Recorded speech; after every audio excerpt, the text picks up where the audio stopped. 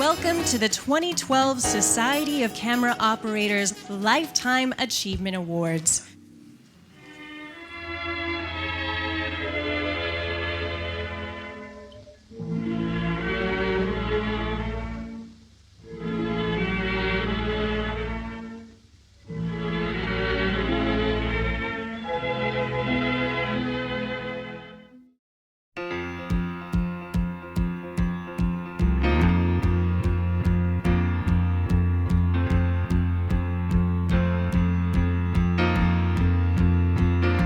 Doctor, my eyes have seen the years and the slow parade of fears without crying. Now I want to understand.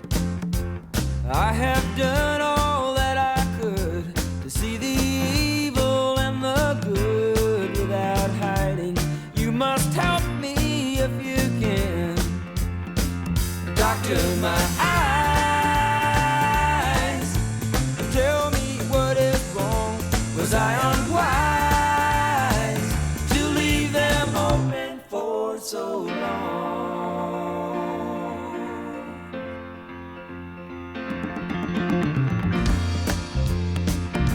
'Cause I have wandered through this world, and as each moment has unfurled, I've been waiting to awaken from these dreams.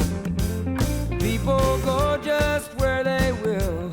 I never noticed them until I got this feeling that it's later than it seems. Doctor, my eyes, tell me what you see. I hear their cries. Just say if it's too late for me.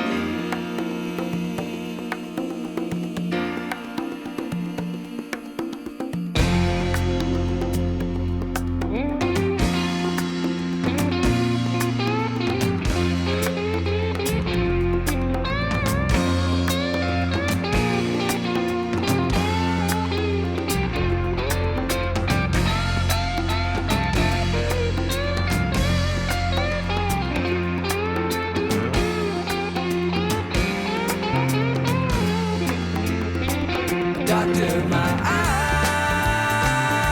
eyes, they cannot see the sky. Is this the prize for having learned how not to cry?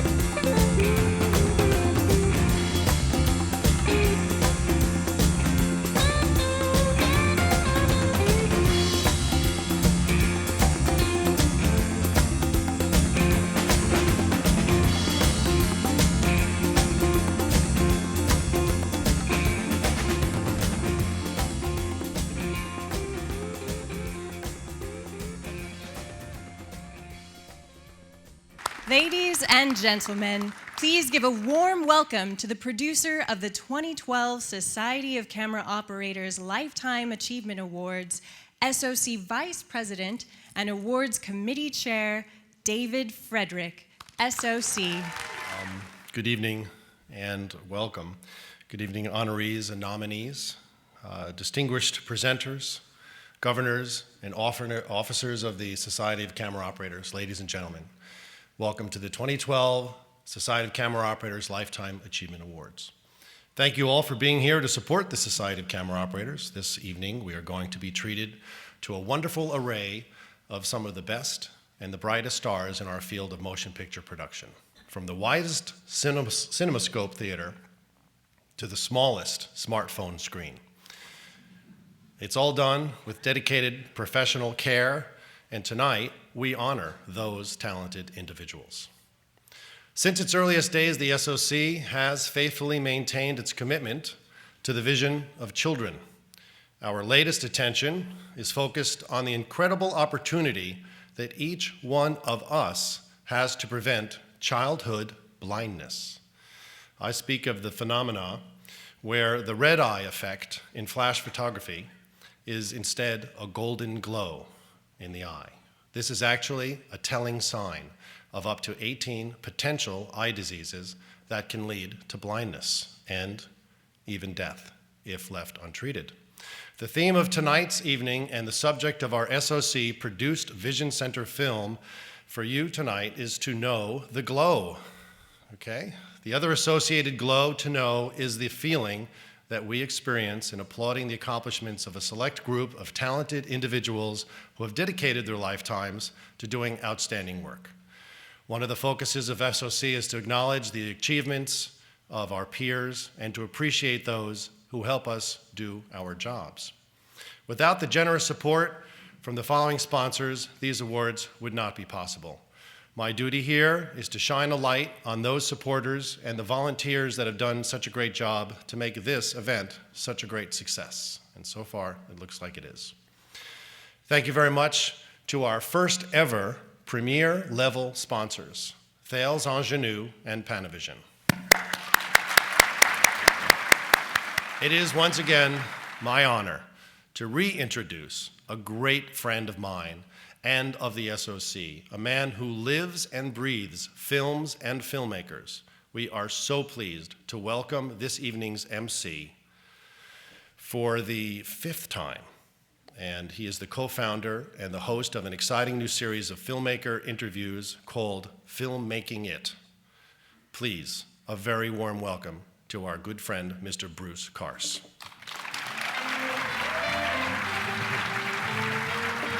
Good evening, ladies and gentlemen. It is with great pleasure that I once again join the SOC in recognition of their peers at the Lifetime Achievement Awards of 2012.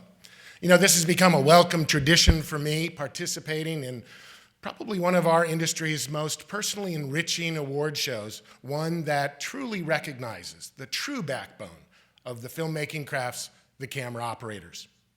Presenting the first award of the evening will be a true Renaissance man. This man has made his mark with the Society of Operating Cameramen back in 1995 as president.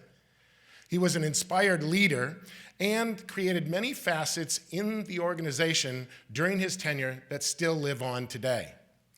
Now that the group is known as the Society of Camera Operators, some 17 years later, the same man has chosen to take the reins and lead once again.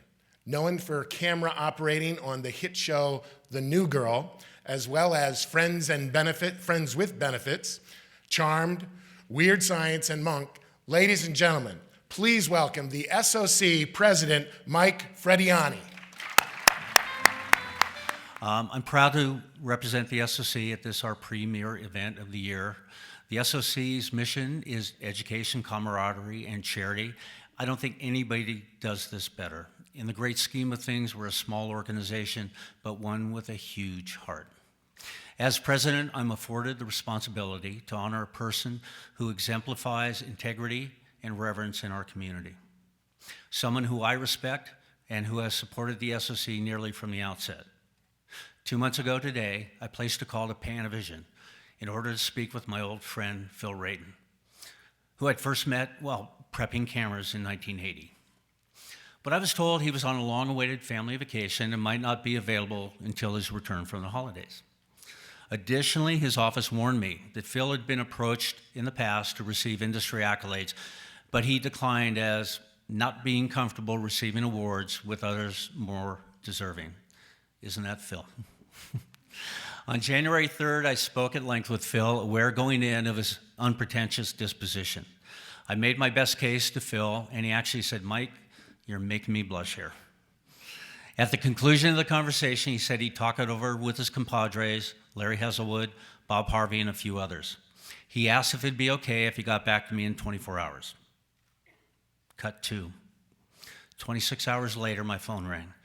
It was his office alerting me that Phil had suffered a massive heart attack the night before. I visited Phil 2 weeks ago when he was at UCLA, and then just yesterday spoke with him on the phone, and he's on the road to recovery, which is awesome.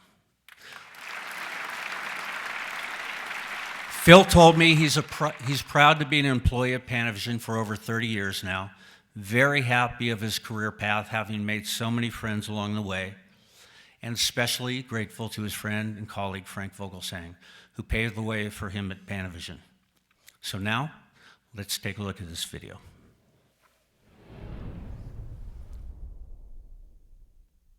If anybody ever deserved to be recognized in this industry, it's Phil. I mean, he's been in it since he's a little baby. I think 36 years at Panavision. When we first started here, we worked in shipping and receiving. The level of excitement when you're in your early 20s and be able to deliver Panavision equipment. We were still doing, shows like the Waltons with a PSR and a box of 5 or 6 lenses, and maybe there's a zoom in there and a whirl head. Of course, at the time it seemed incredibly complicated to us, but Phil was here all the way through to digital today. Because of his history here, and his expertise in feature films, he was able to convince them that when they went to develop a new camera, that it had to be able to, handle anamorphic lenses. He's a big picture person. He would see that. He would see how Panavision would fit into the industry. Phil was always the wisdom. At the end of the day, he's been with Panavision for so long that he always knew what the right move was. There is collaboration, there's custom equipment that gets built. There's no shortage of people in this town that would tell you without Phil Radin, it might have been a different film. It was the scene in E.T. where they're walking down that long plastic corridor that's hooked up to the house. And everybody, they're dressed in the things that protect them against microbes and things.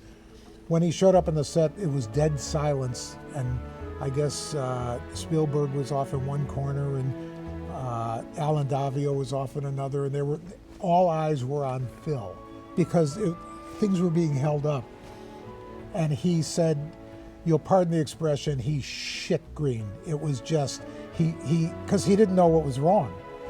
He walked through that tunnel and walked up and realized immediately what the problem was.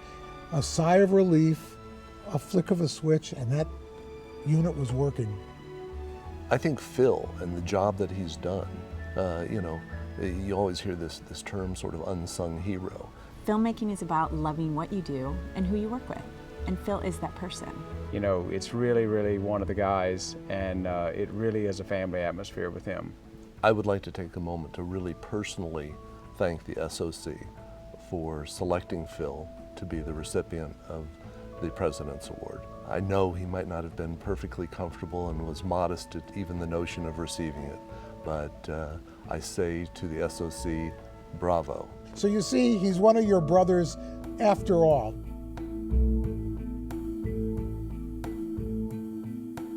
Not just an associate, but the real deal. It's my profound honor to present the 2012 President's Award to Phil Radin, who wishes he could be here tonight.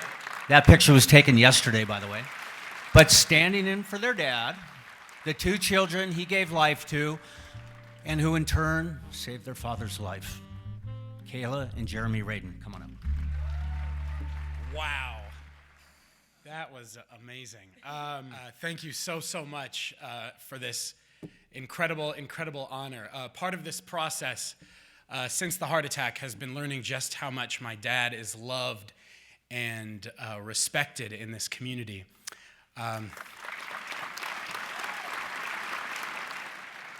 I joked with him a while ago that he's kind of like Tom Sawyer, showing up at his own funeral, like just to see what people will say, all the nice things. It's not his way to talk about his life like that. As you heard, he's always had a knack for humbly underplaying his accomplishments. In fact, if he were here to accept this award, I am sure he would do so, to quote young Frankenstein, with quiet dignity and grace. Speaking of his immense gratitude and assuring you all with his charming self-effacement that he's undeserving of such an honor. But guess what? He's not here. I am. And I would like to say this. damn straight that my dad is given the SOC President's Award for Lifetime Achievement. Damn straight. As a matter of fact, I feel like we shouldn't stop there. I think we should give him an Oscar. We should give him a Grammy, a Super Bowl MVP, the Pulitzer. I hear he writes beautiful emails. My dad is a man who deserves to be recognized because he is incredible, and he is wonderful, and he is worth bragging about, which is exactly what I'm going to do. There are not enough languages spoken on this planet for me to express how proud I am to call Phil Radin my father. Believe me when I tell you that for any one normal person, simply raising my sister and I would be enough to win all the awards and have statues and stuff. But my dad is not a normal person. His capacity for love, for giving, for nurture is astounding, is almost superhuman. There's an adage in acting that goes, "It is better to be interested than interesting." I believe this goes double for life, and my dad embodies this every single day. No matter who you are, where you come from, what you do, or what you have done, he wants to know you. He wants to know more. He wants to know all about you. He almost can't help it. It's become like a motor skill. This decency, this regard for people, this genuine engrossment in the lives of those around him is, for him, a rooted instinct fastened to his DNA. As you know, about 7 weeks ago, my dad suffered a heart attack. The prognosis was bleak. Even after surviving, he was expected to have very little in the way of brain function. I am happy to announce that when introducing Phil Radin now, you can say, Executive Vice President of Marketing at Panavision, obsessive golfer, avid reader of instruction manuals, champion father, and medical miracle. He has blown us all away with his expectations, blown us all and all of our expectations away to dust. He is improving daily, walking, talking, calling me on the phone, joking, laughing. I think he's actually funnier now than he was before. Performing functions that even a week ago, he had great difficulty with. And it is my belief that you, this community, is no small part of that. I heard somewhere that when a bone breaks, it heals stronger than before. That turns out not to be necessarily true completely, but there is a time during the healing process when calcium deposits to the fracture site, strengthening it enough to heal. Now, I sometimes think of the heart as a bone. I think that every time it breaks, it does heal stronger. My dad's heart broke, and not in the sappy sense. I mean, that happens all the time with him. Anybody who's ever seen him around a baby knows that's true. His heart literally broke. For quite some time, according to the records, it ceased to function. And it is my highly regarded medical opinion that you, the people that love him, the people that he loves, are the calcium that built up around that break and helped it, willed it into healing. In a voicemail she left me when the tide started to turn for the better, his neurologist said, "Someone out there is praying and it is working. And that is all on you." So thank you. Thank you so much for all of your support, your prayers, your love. It has not only helped him through this difficult time, but my family as well. You better be coming up and giving me hugs at the big soiree after this. This award means the world to me, to my family, and to my dad, who actually gave a statement that my sister is going to read. So without further ado, my sister Kayla will read a statement from Phil Radin. Hello. Hi. I, Kayla Radin, have the profound privilege of speaking on behalf of my incredible father. This is what Phil Radin has to say, the man, the myth, the legend. To all my family and friends, I love you more than you could possibly imagine. This has obviously been a difficult time for me and for my family, but the outpouring of love that I've received from the billions and billions of friends I have made through over 30 years in this business made it possible to get through. I am overwhelmed by your love and concern for me and will be forever grateful.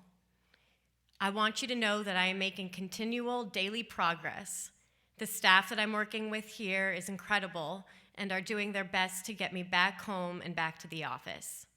I want to express my most sincere thanks to the SOC and Mike Frediani for even considering me for this honor.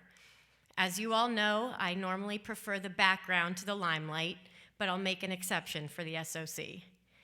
I would also like to acknowledge the award you are bestowing to Clint Eastwood.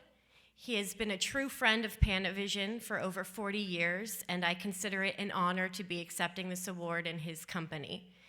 Clint, thank you for your loyalty to Panavision, and I only have one small favor to ask of you. Once I'm back on my feet, I'd love the opportunity to play a round of golf at Pebble Beach with you, at your convenience. Of course, Bob Harvey, Larry Hazelwood, and David Dodson would need to be included in that group. I know it's a fivesome, but I figure you have some clout up at Pebble. So onwards and upwards. I can't wait to personally give each and every one of you hugs and kisses. Love you guys. That is from Phil Radin. Thank you very much. Thank you. Our next presenter comes here from shooting a long, chilly winter commercial in New York for Grey Goose. He braved the winter winds while completing post-production on Likeness, which is a short film about eating disorders, which he shot and directed and stars Elle Fanning. You know, he has brought many distinguished images to the screen as an award-winning cinematographer, with Oscar and ASC award nominations for the film Brokeback Mountain, as well as accolades for Frida, Babel, 21 Grams, Beautiful, and Amoros Perros. Please give a warm welcome to the very talented Rodrigo Prieto, ASC. Thank you. So, I guess we've all heard about the man, as in, you're the man, or I love you, man, or stick it to the man. But who is the man? Well, I have learned that, in fact, the man is Zoran Veselic. Yes. As a friend, he's taught me many life lessons, and he doesn't even know he's done that. I have witnessed firsthand his prudence, his loyalty, his integrity. All these survive intact despite the intense pressure we all live in. And so I'm not sure how good a student I have been of his life lessons, but he sure has been an inspiration to me. He's accomplished and yet modest, serious but funny, and healthy. Let me tell you that. He's so healthy. If anyone here needs tips on how to, keep healthy and lead a vigorous life, please talk to Zoran. He often teaches me, how to stretch between shots, and but the problem with that is that he makes me look like I'm 85 or 90, all creaky, and he'll, stretch perfectly, and he's an athlete, and he's just amazing. So I'm just one more in a long list of cinematographers, operators, and actors and directors who have been lucky enough to work with him. But I won't list them. Just please look him up on IMDb, because I've been asked to keep this short. They say that behind every great man there is a great woman. In this case, I can personally attest to the truth of this axiom. Zoran has been married to his dear Vlasta for 40 years, and they have 2 kids, Anna and Bruno. So this is what leads me to explain what I was talking about, the man. I learned from a first-hand source that after a few years of hard toil in the United States, Zoran went back to his native Croatia, having proven to many of his friends that he could become successful in America. And when his father-in-law saw him when he came back, all he could say to his daughter was, "Vlasta, he is a man."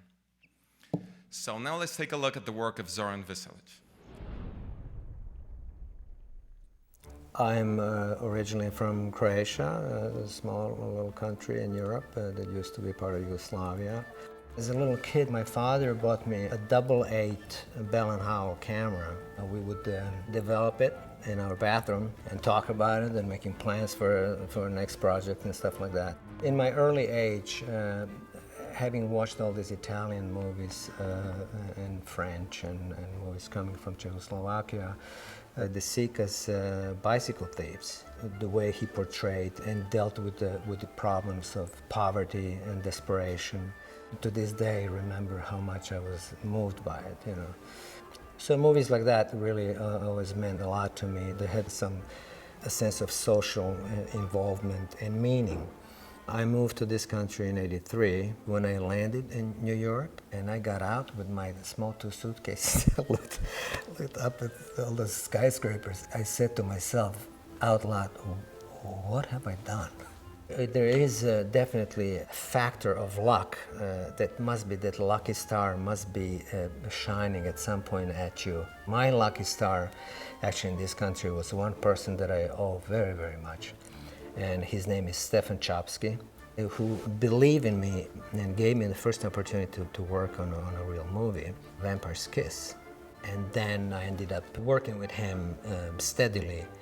And then pretty much, as they say, the rest is history. Well, challenges are always different. When it comes down to focus, Without Limits.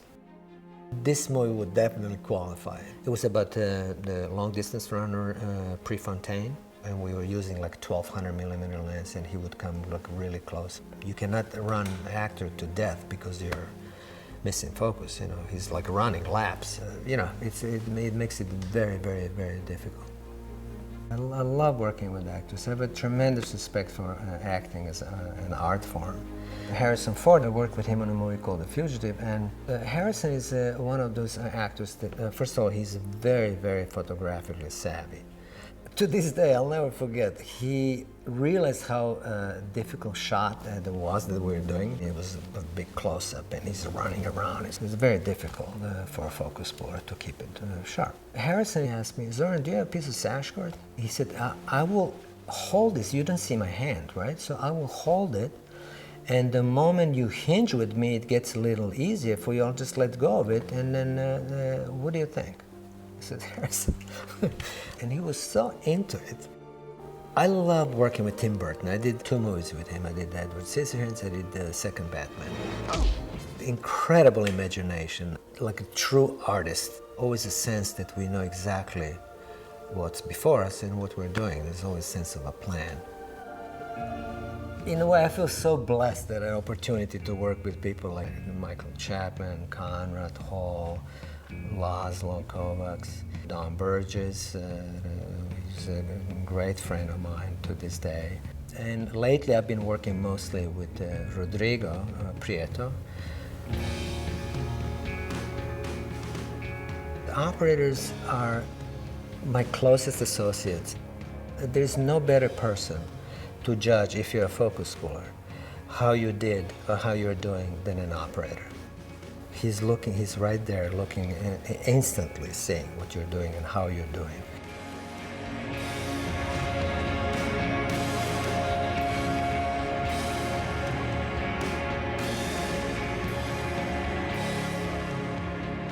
But it's still to this day, after all these years, it means a lot to me to work with people and for people that I like the most. Honestly, I love what I do. Today I have a very good reason to celebrate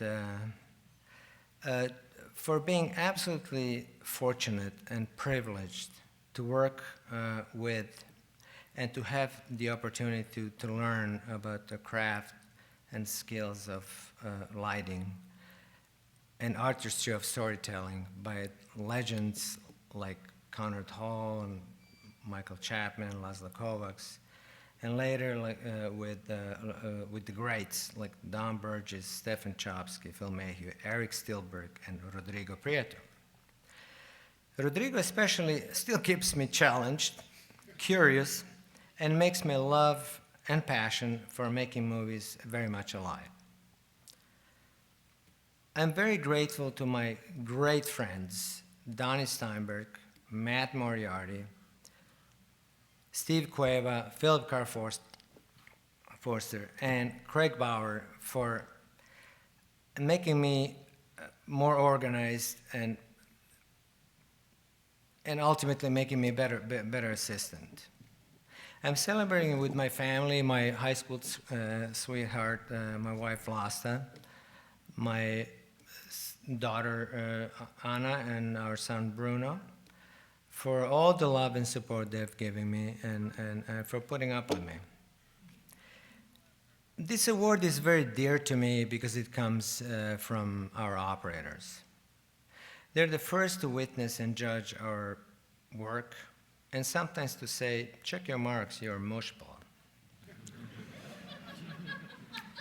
It's very helpful and comforting to have an observant and friendly partner next to you.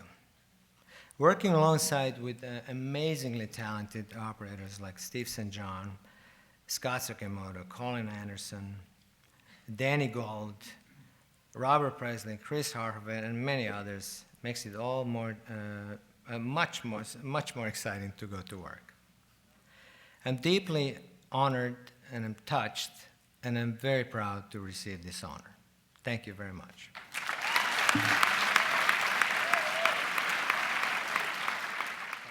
Vision, the camera operator's connection with their craft and the audience's way of witnessing the award-winning cinematography is what connects the camera operator to children.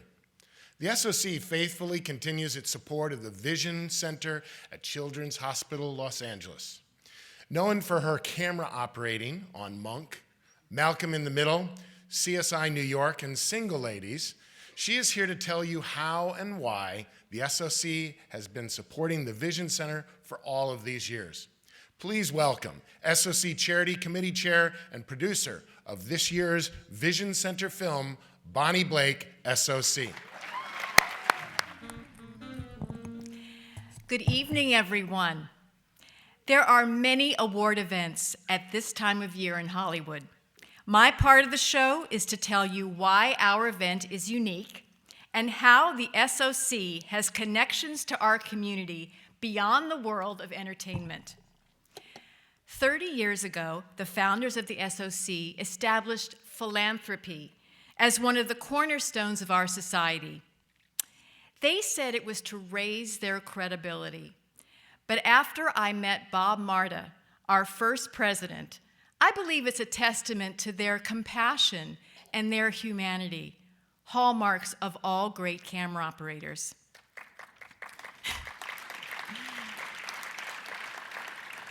They chose to support children suffering from eye disease or eye trauma at the Vision Center at Children's Hospital Los Angeles. What a poignant choice for those of us telling stories through visual artistry. To date, we have raised over $150,000 for the Vision Center. And by attending our event tonight, you are all contributing as well. Another unique aspect of this evening. These days, the economic crisis has made fundraising a challenge. So we have also been supporting the Vision Center by donating our skills as filmmakers. Tonight, we are premiering our latest project. It embraces the Vision Center's ongoing campaign called Know the Glow, to educate the public about how photographs can help detect eye disease in children. Working on this project has been a powerful emotional experience for me. The energy and eloquence of the parents, children, doctors, and staff that we interviewed has been remarkable. Their courage and their zest for life has deeply inspired me. We are also honored to have in our audience tonight Dr. Lynn Murphy, Director of the Retinoblastoma Program in the Vision Center, and Amanda Headland, their marketing specialist. I was also heartened to work with an incredibly generous crew, filmmakers who donated their talent and their time, especially our director, Alexis Ostrander, sound man, John Iskander, editor John Otazua, my old friend cameraman David Frederick, and many camera assistants as well. Let's watch Know the Glow.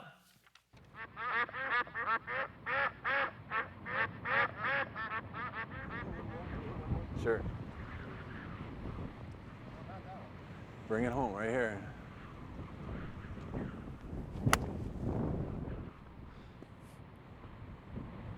All right, Jake.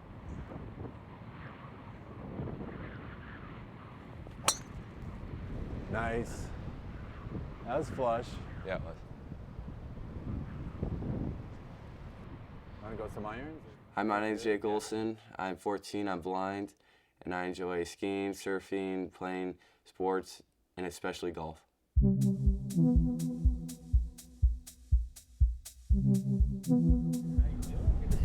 Good to see you. Hey, you guys. Hey, man, how are you? Hey, how's it going? Bring it back. Keep your eye on the ball. Nice shoulder turn. Beautiful. There you are. Take a nice divot. See that divot you made? That's beautiful. Pinch the ball right in the ground. All right, again.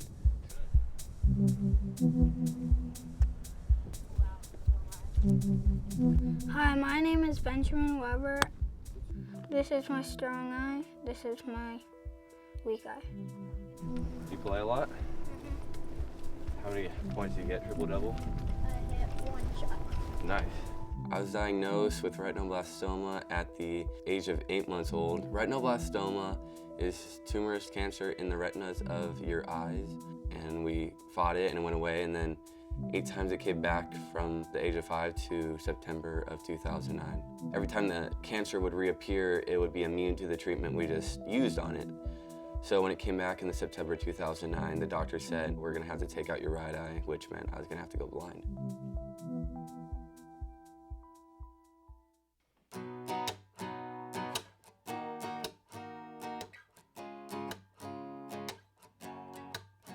Since he's become blind, Jake has just embraced his life. He has a philosophy that he is just going to do what he wants to do. He'll find a way to do it. If somebody tells him he can't do something, he doesn't take that answer.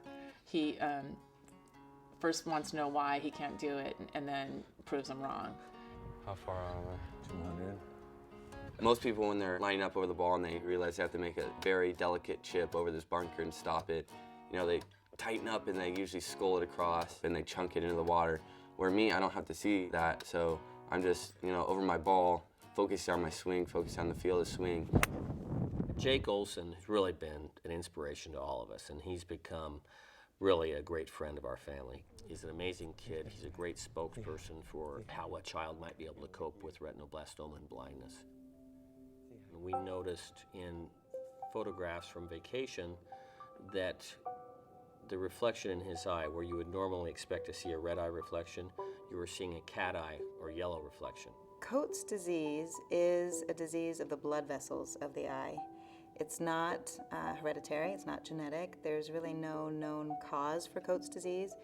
The vessels are leaking and produce fluid which detaches the retina and ultimately does result in full blindness. If treated effectively, an early partial vision can come back or be restored for the child. If you've ever been to CHLA, pulling up into that front circle is daunting. You know you're walking in with one version of your world and you're walking out with another, and you just don't know what's waiting behind those doors. We were really fortunate that waiting behind those doors were Dr. Tom Lee and Dr. Lynn Murphy. I know how devastating it is to give this diagnosis of cancer. It's the death of the perfect child. You know, everybody has thoughts about what they would like their child to be, to look like, and suddenly not only are we saying it's cancer, but you know, it's the eye, it's a major way that we see the world and people see us. This can sometimes be a very difficult diagnosis and course for the parents. And for those children who are going to go on to have a visual deficit, there's a heavy emotional burden that goes with the parents, and we recognize that at the Vision Center.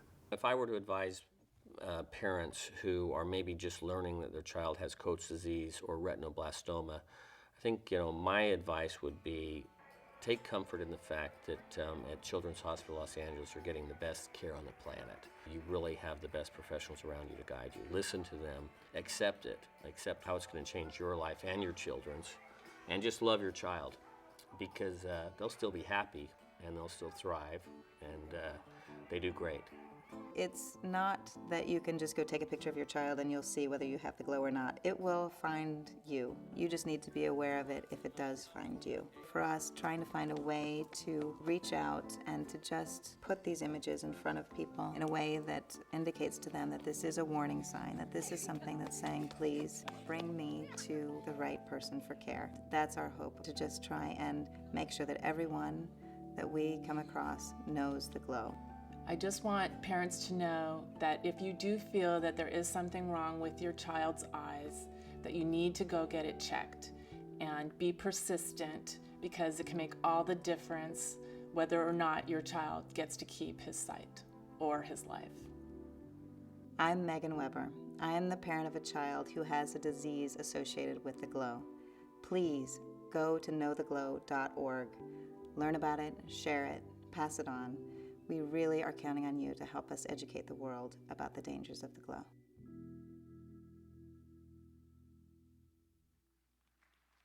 Thanks, SOC. For bringing awareness. Have a great night. Now I'd like to introduce another fabulous collaborator, Dr. Thomas Lee. Wow, this has been a great evening. I think the reason that you are such a valuable organization to us is what we just saw on the screen. As physicians, we're trained to take care of fires. We're trained to put things out, make kids better. We're not always the most outgoing people in terms of getting our message out, and what we found is that you've been a wonderful partner to tell our stories. I could never in a million years tell a story like we just saw. So I'd like to thank all of you for all of your efforts and all of your support, especially your longstanding support. It's been incredible to have this longstanding relationship between the SOC and Children's Hospital. You know, when movies first came out, they were in black and white. They were running at 12 frames per second. Now, with your work, you're capturing stunning images at 4K, images at 120 frames per second, and with the capacity of doing 3D movies. Unfortunately, many of our patients have vision in only one eye, and so will never appreciate the thrill of a 3D movie. Some may have diseases that render the vision limited so that they can barely detect the outline of a face or only see things in black and white. And unfortunately, a child goes blind somewhere in the world every 5 seconds, which means that 10 children have lost sight since I began my talk. In many cases, these forms of blindness are completely preventable if caught early, as we have discussed in Know the Glow. As your technology advances, so must ours to ensure that children can experience the immersive qualities that appear on the movie screens across the country. The images that you capture inspire us to reach further in our research and clinical care. To tell you where we are going, we are working on a highly sophisticated single-chip 14K camera. So I saw Robert Primes pay attention to this.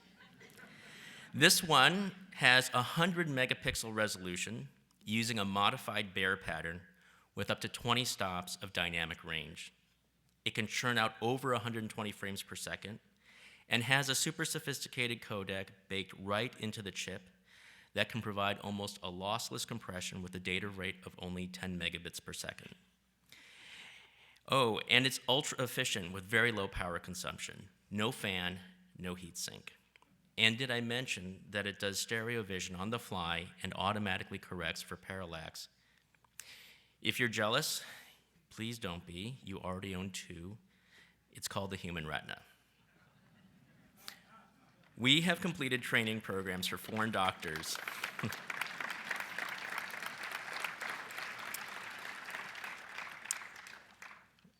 See how good you already are?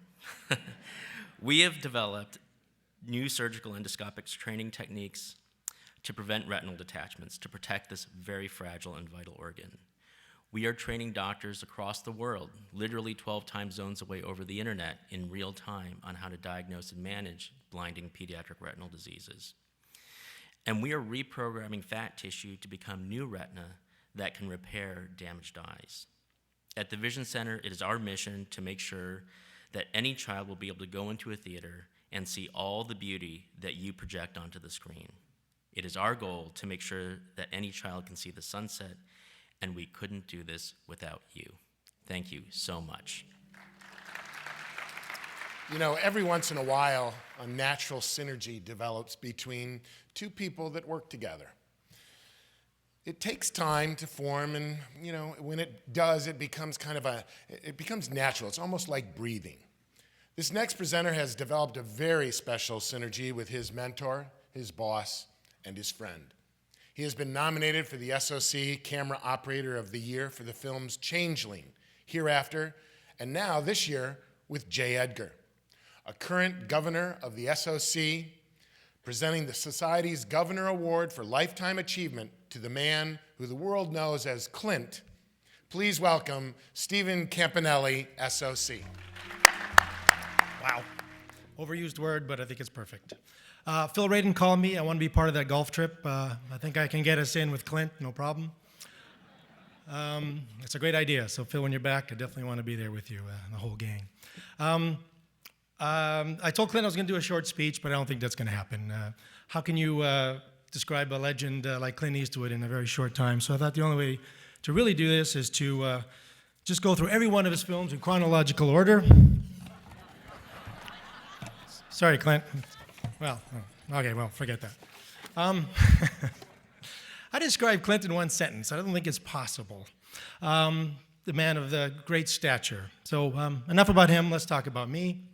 For me to talk about Clint, first I have to talk a little bit about myself. And I hate talking about myself, so bear with me, please. I'm from Montreal, Canada, but honestly, I don't think it matters where I grew up. I was like the rest of the world, like all of you here tonight, I'm sure, a huge Clint Eastwood fan. I had all the posters on the wall when I was a kid growing up, The Good, the Bad, and the Ugly, Dirty Harry. He was basically my idol.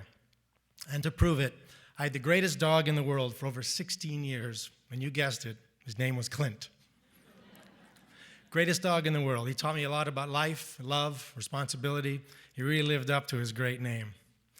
You know, when you're a kid, you're always told to set your goals, dreams for the rest of your life. Well, my goal was to one day meet Clint Eastwood.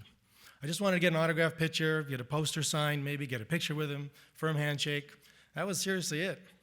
My parents are like, really? That's it? You don't want to cure cancer or, maybe be a doctor, a lawyer, world peace? No, that was it. Just wanted to meet Clint.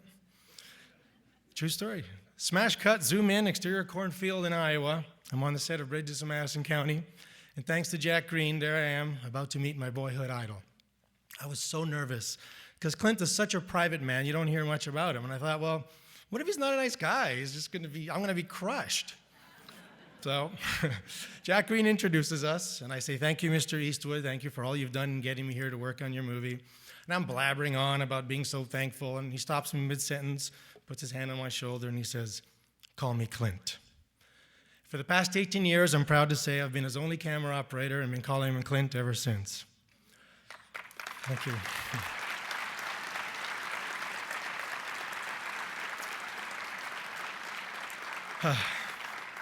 Obviously, I wasn't disappointed in Clint, and he didn't crush my boyhood image of him. He actually surpassed it.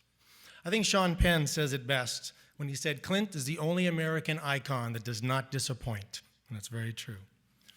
Despite his Dirty Harry persona, Clint is the nicest, calmest guy you'll ever meet. He is caring, trusting, humble, and smart enough that he surrounds himself with wonderfully great people. Then he empowers them to be a part of every film that we make. He's a leader, he's been my mentor, but most of all, I can't believe I'm saying this, he's been my friend. It's very fitting tonight that we are giving this award from the Society of Camera Operators because Clint has a huge respect for camera operators. For lack of a better phrase, Clint likes to use the British system where the director and the camera operator work very closely together. We set up the shots together, the blockings, the coverage, the flipping the axis all the time. Yes, we do it quite a bit. And thankfully, Tom Stern lights beautifully with all the craziness we seem to come up with. When we are making films, I'm next to Clint all the time and vice versa. By now, we hardly speak to each other. We're like an old married couple. I know what he wants, and he knows what I'm going to give him. And you've all heard the legends of a Clint Eastwood set, shooting the rehearsals, going on in a take or two. Well, I'm here to say it's all true. Clint creates such an easygoing and safe environment on set. He figures, why not shoot the rehearsal? You might get a great magical moment that you'll keep chasing after take 20, 30. He's also famous for not saying action. He says, go ahead. But when the take gets a little too long, he just says, okay, that's enough. He doesn't say cut. That's exactly it. Actors are very comfortable on a set. They don't freak out. Unfortunately, it's not possible, but I wish everybody could attend the Clint Eastwood School of Filmmaking. As I go into my own directing career, I will take everything I've learned from him with me. He has a magical technique to watch, and being on one of his sets is like no other set you'll ever be on. It's incredibly quiet, well organized, and to this day, I still don't know how we get these films made in such a short time and on budget. But I do know part of the secret is we are a real tight family, and Clint is our patriarch. If you look over Clint's career, you see his amazing body of work, some of which we'll see in tonight's highlight reel. You realize how far he delves into particularly difficult subjects to create his vision for the film, and the depths that he goes into to get into his characters. He's constantly aware of driving the story. And what's great as a camera operator, that's basically our job, is to drive the story. Before I hand the boss, as we call him, on set, his award, I just have one more story to tell you. We're filming J.Edgar, and we're doing the scene where Armie Hammer and Leonardo DiCaprio are supposed to kiss for the first time. So I'd set up the camera on a sandbag on a 3-foot slider, ready to do this push-in the minute their lips touch in profile. I got up and I go over to Clint because I'm unsure of the moment, when it's going to happen, how long they're going to kiss, and when the exact moment's going to be, and it's very tense and quiet on set. And I knew we were going to shoot the rehearsal, of course. So I go up to Clint and I say, Clint, how long do you think the kiss will last? And without missing a beat, without even having a chance to think about it, he goes, I don't know, I've never kissed a guy before.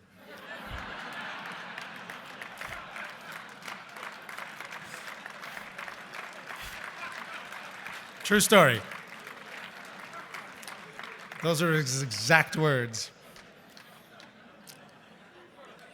He's a man of few words, but when he says them, they're really pretty awesome. All I could say was, good to know, and I went back to my camera, and we shot it in one take, which of course wasn't a take at all, it was the rehearsal, and it was beautiful. But that's Clint, just very few words, but very succinct and to the point. So that's good to know, Clint. Thank you, boss. I could never imagine in a million years that I'd be standing here on this stage in front of you all tonight, giving Clint Eastwood the Governor's Award for Lifetime Achievement. It's beyond my wildest dreams. Clint has been given plenty of Lifetime Achievement Awards, and this is a true story. The AARP tried to give him a second one once, forgetting they already gave him one a few years ago. So, there you go. Maybe we'll give him another one in a few more years. We'll see. He's got a lot more films in him, so we're going to be here again, I'm sure. Clint has been given these awards by a lot of big celebrities and movie stars. But here I am, this little guy from Montreal standing on this stage. I just had a small dream, a dream that I never thought possible. And now I'm going to give my boyhood idol this award. I feel incredibly honored, incredibly proud. And I would have to say, next to meeting him in a cornfield in Iowa and my daughter Michaela being born, this is the greatest day of my life. I asked in the beginning, how do you wrap up Clint Eastwood in one sentence? Well, I don't think you can. That single sentence could never be enough to describe this legend of a man. So please, let's take a look at some of his great legendary work.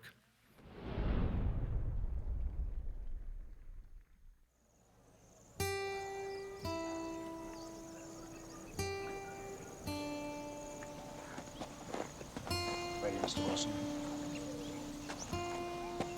Roll 'em. Speed.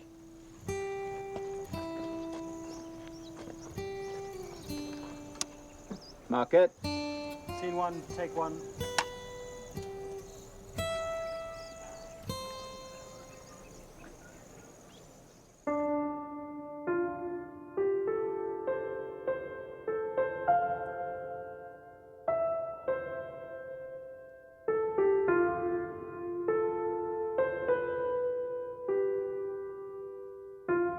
Rolling.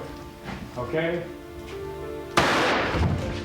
I've always felt about it that you didn't need to take a pill for manhood.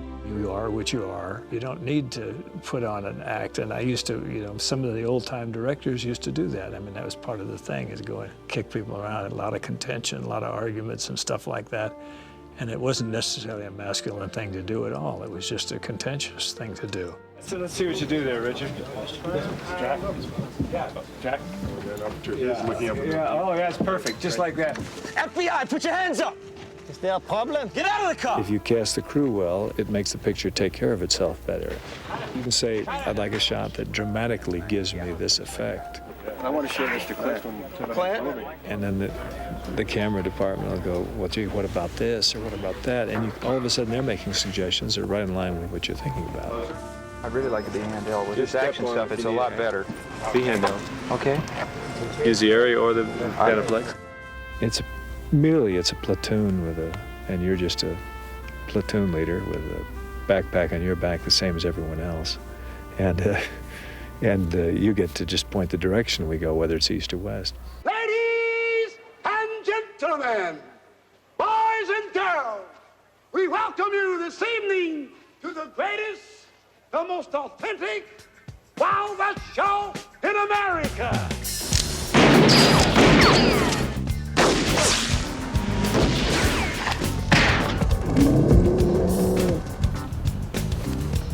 What?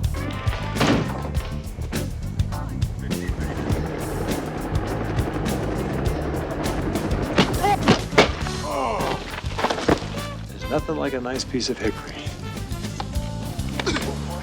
Go ahead. Make my day. Take that. Directing and acting is much more difficult because you have to keep constantly switching your brain. After you get something laid out, then you have to step in and go through it sort of half in the directing mind and half in the acting. And then at some point you've got to be able to switch the directing mind out of it and just do the shot. Otherwise you can't be thinking about how the shot's working out as you're acting it, or otherwise you're going to be driven crazy. Oh yeah. Meryl Streep, when we worked together in Bridges of Madison County, she commented that she thought that I made that switch pretty well because she had worked with other actor-directors where she felt that they never stopped directing, even when they were in the scene. There's a little glint in the eye where they're looking at him differently than as the character's looking at him. I've long ago given up wanting to make a movie with the concern about what it does and where the audience is. I would rather face the danger of it and have the fun and the freedom of making some comment that is maybe to an older audience or an audience that is more mature. If we cannot aid in his safe return, then what use are we? I continue working, and everybody wonders why I continue working at this stage. I keep working because there's always new stories, there's a new book coming along, or there's a new script comes along that is interesting and worth telling. And as long as people want me to tell them, I'll be there doing them. How's that? Good.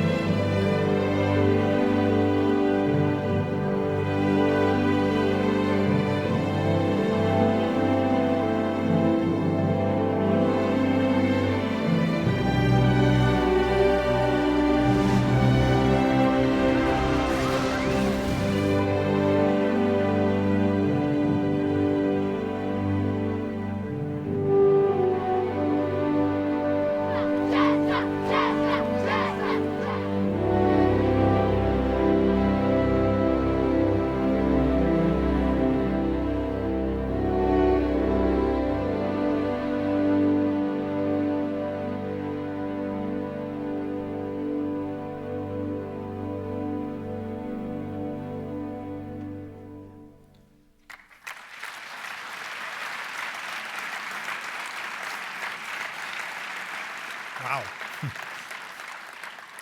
Wow. Holy crap. I don't know if we can say that, but my mom's watching, so sorry, Mom. That's amazing.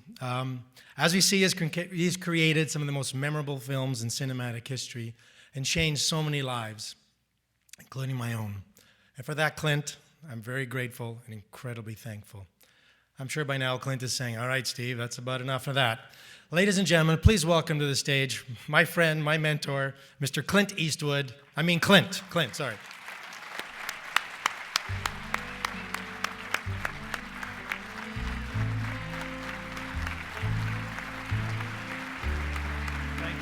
Thank you. Sit down, please. Well, thank you very much. I never kissed another man, but I've hugged one or two. But I just want to thank the SOC board for thinking of me on this thing, on this Lifetime Achievement Award. I've had a few of those. It's a true story that Steve was telling you about the AARP forgetting that they'd given me a Lifetime Achievement. And my associate calls me up and said, they want to give you a Lifetime Achievement. I said, well, they did that 3 years ago. But you know, it's a memory thing. We all have it at a certain age. But so I took it, though. I've still got them both. And I've had a great time, though, a great time making movies. And I have to confess to you a certain thing. I was at the Editors Guild last night because Joel Cox was given a editor Lifetime Achievement Award. And I did stress the importance of the editor in the motion picture making process. However, I've lied a little bit because the operator is definitely the king. And it's the combination of the operator. It's the combination of the operator and the focus puller too. I think those are the two guys, or girls, that can kill you. It can absolutely tear it apart. Now, I know the music guys, probably the SOC Jazz Orchestra probably feels differently. They feel score. Everybody has their little interest in it. But I've had a great time making movies, and I know you all do too, because it is a lot of fun. And I stopped using action years ago because every time you say action, the horses all start going bananas. And so I asked the director, and this is on a television play, and I said, why don't you just say something else, just to break it up a little bit? Then the horse doesn't get the idea and he has to get all nervous and start running. So that's what I did. So I stopped saying cut too, because you're not really cutting. I just say stop. So we stop, and you go. And it just kind of simplifies it, but most people would rather use the traditional way, and if that's what they want, I'll give them that too. So I really, I've been lucky enough to work with people like Steve and Billy Coe and Tony Rivetti and a lot of great guys over the years, Jack Green and Bruce Surtees, who was great. I was around when Bruce was young, and he's going, oh, well, we'll go over here with the thing, and handheld, and he was a great operator. All the good operators can do any other job, and Steve and Billy and everybody involved makes it really easy. They just direct the film. I just sit there and take the glory. So thank you again for having me here, and many films to all of you. Thank you.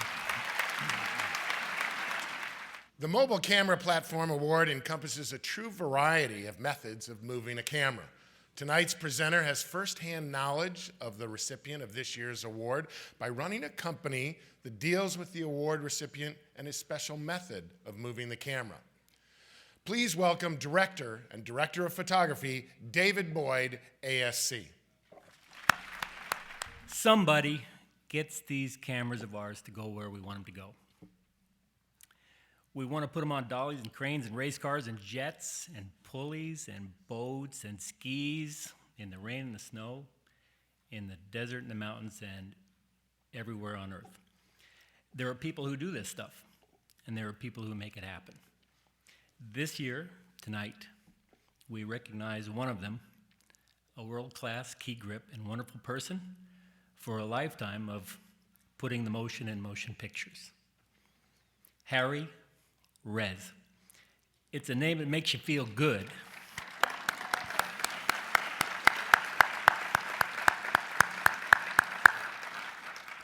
Just hearing it means everything's going to be all right.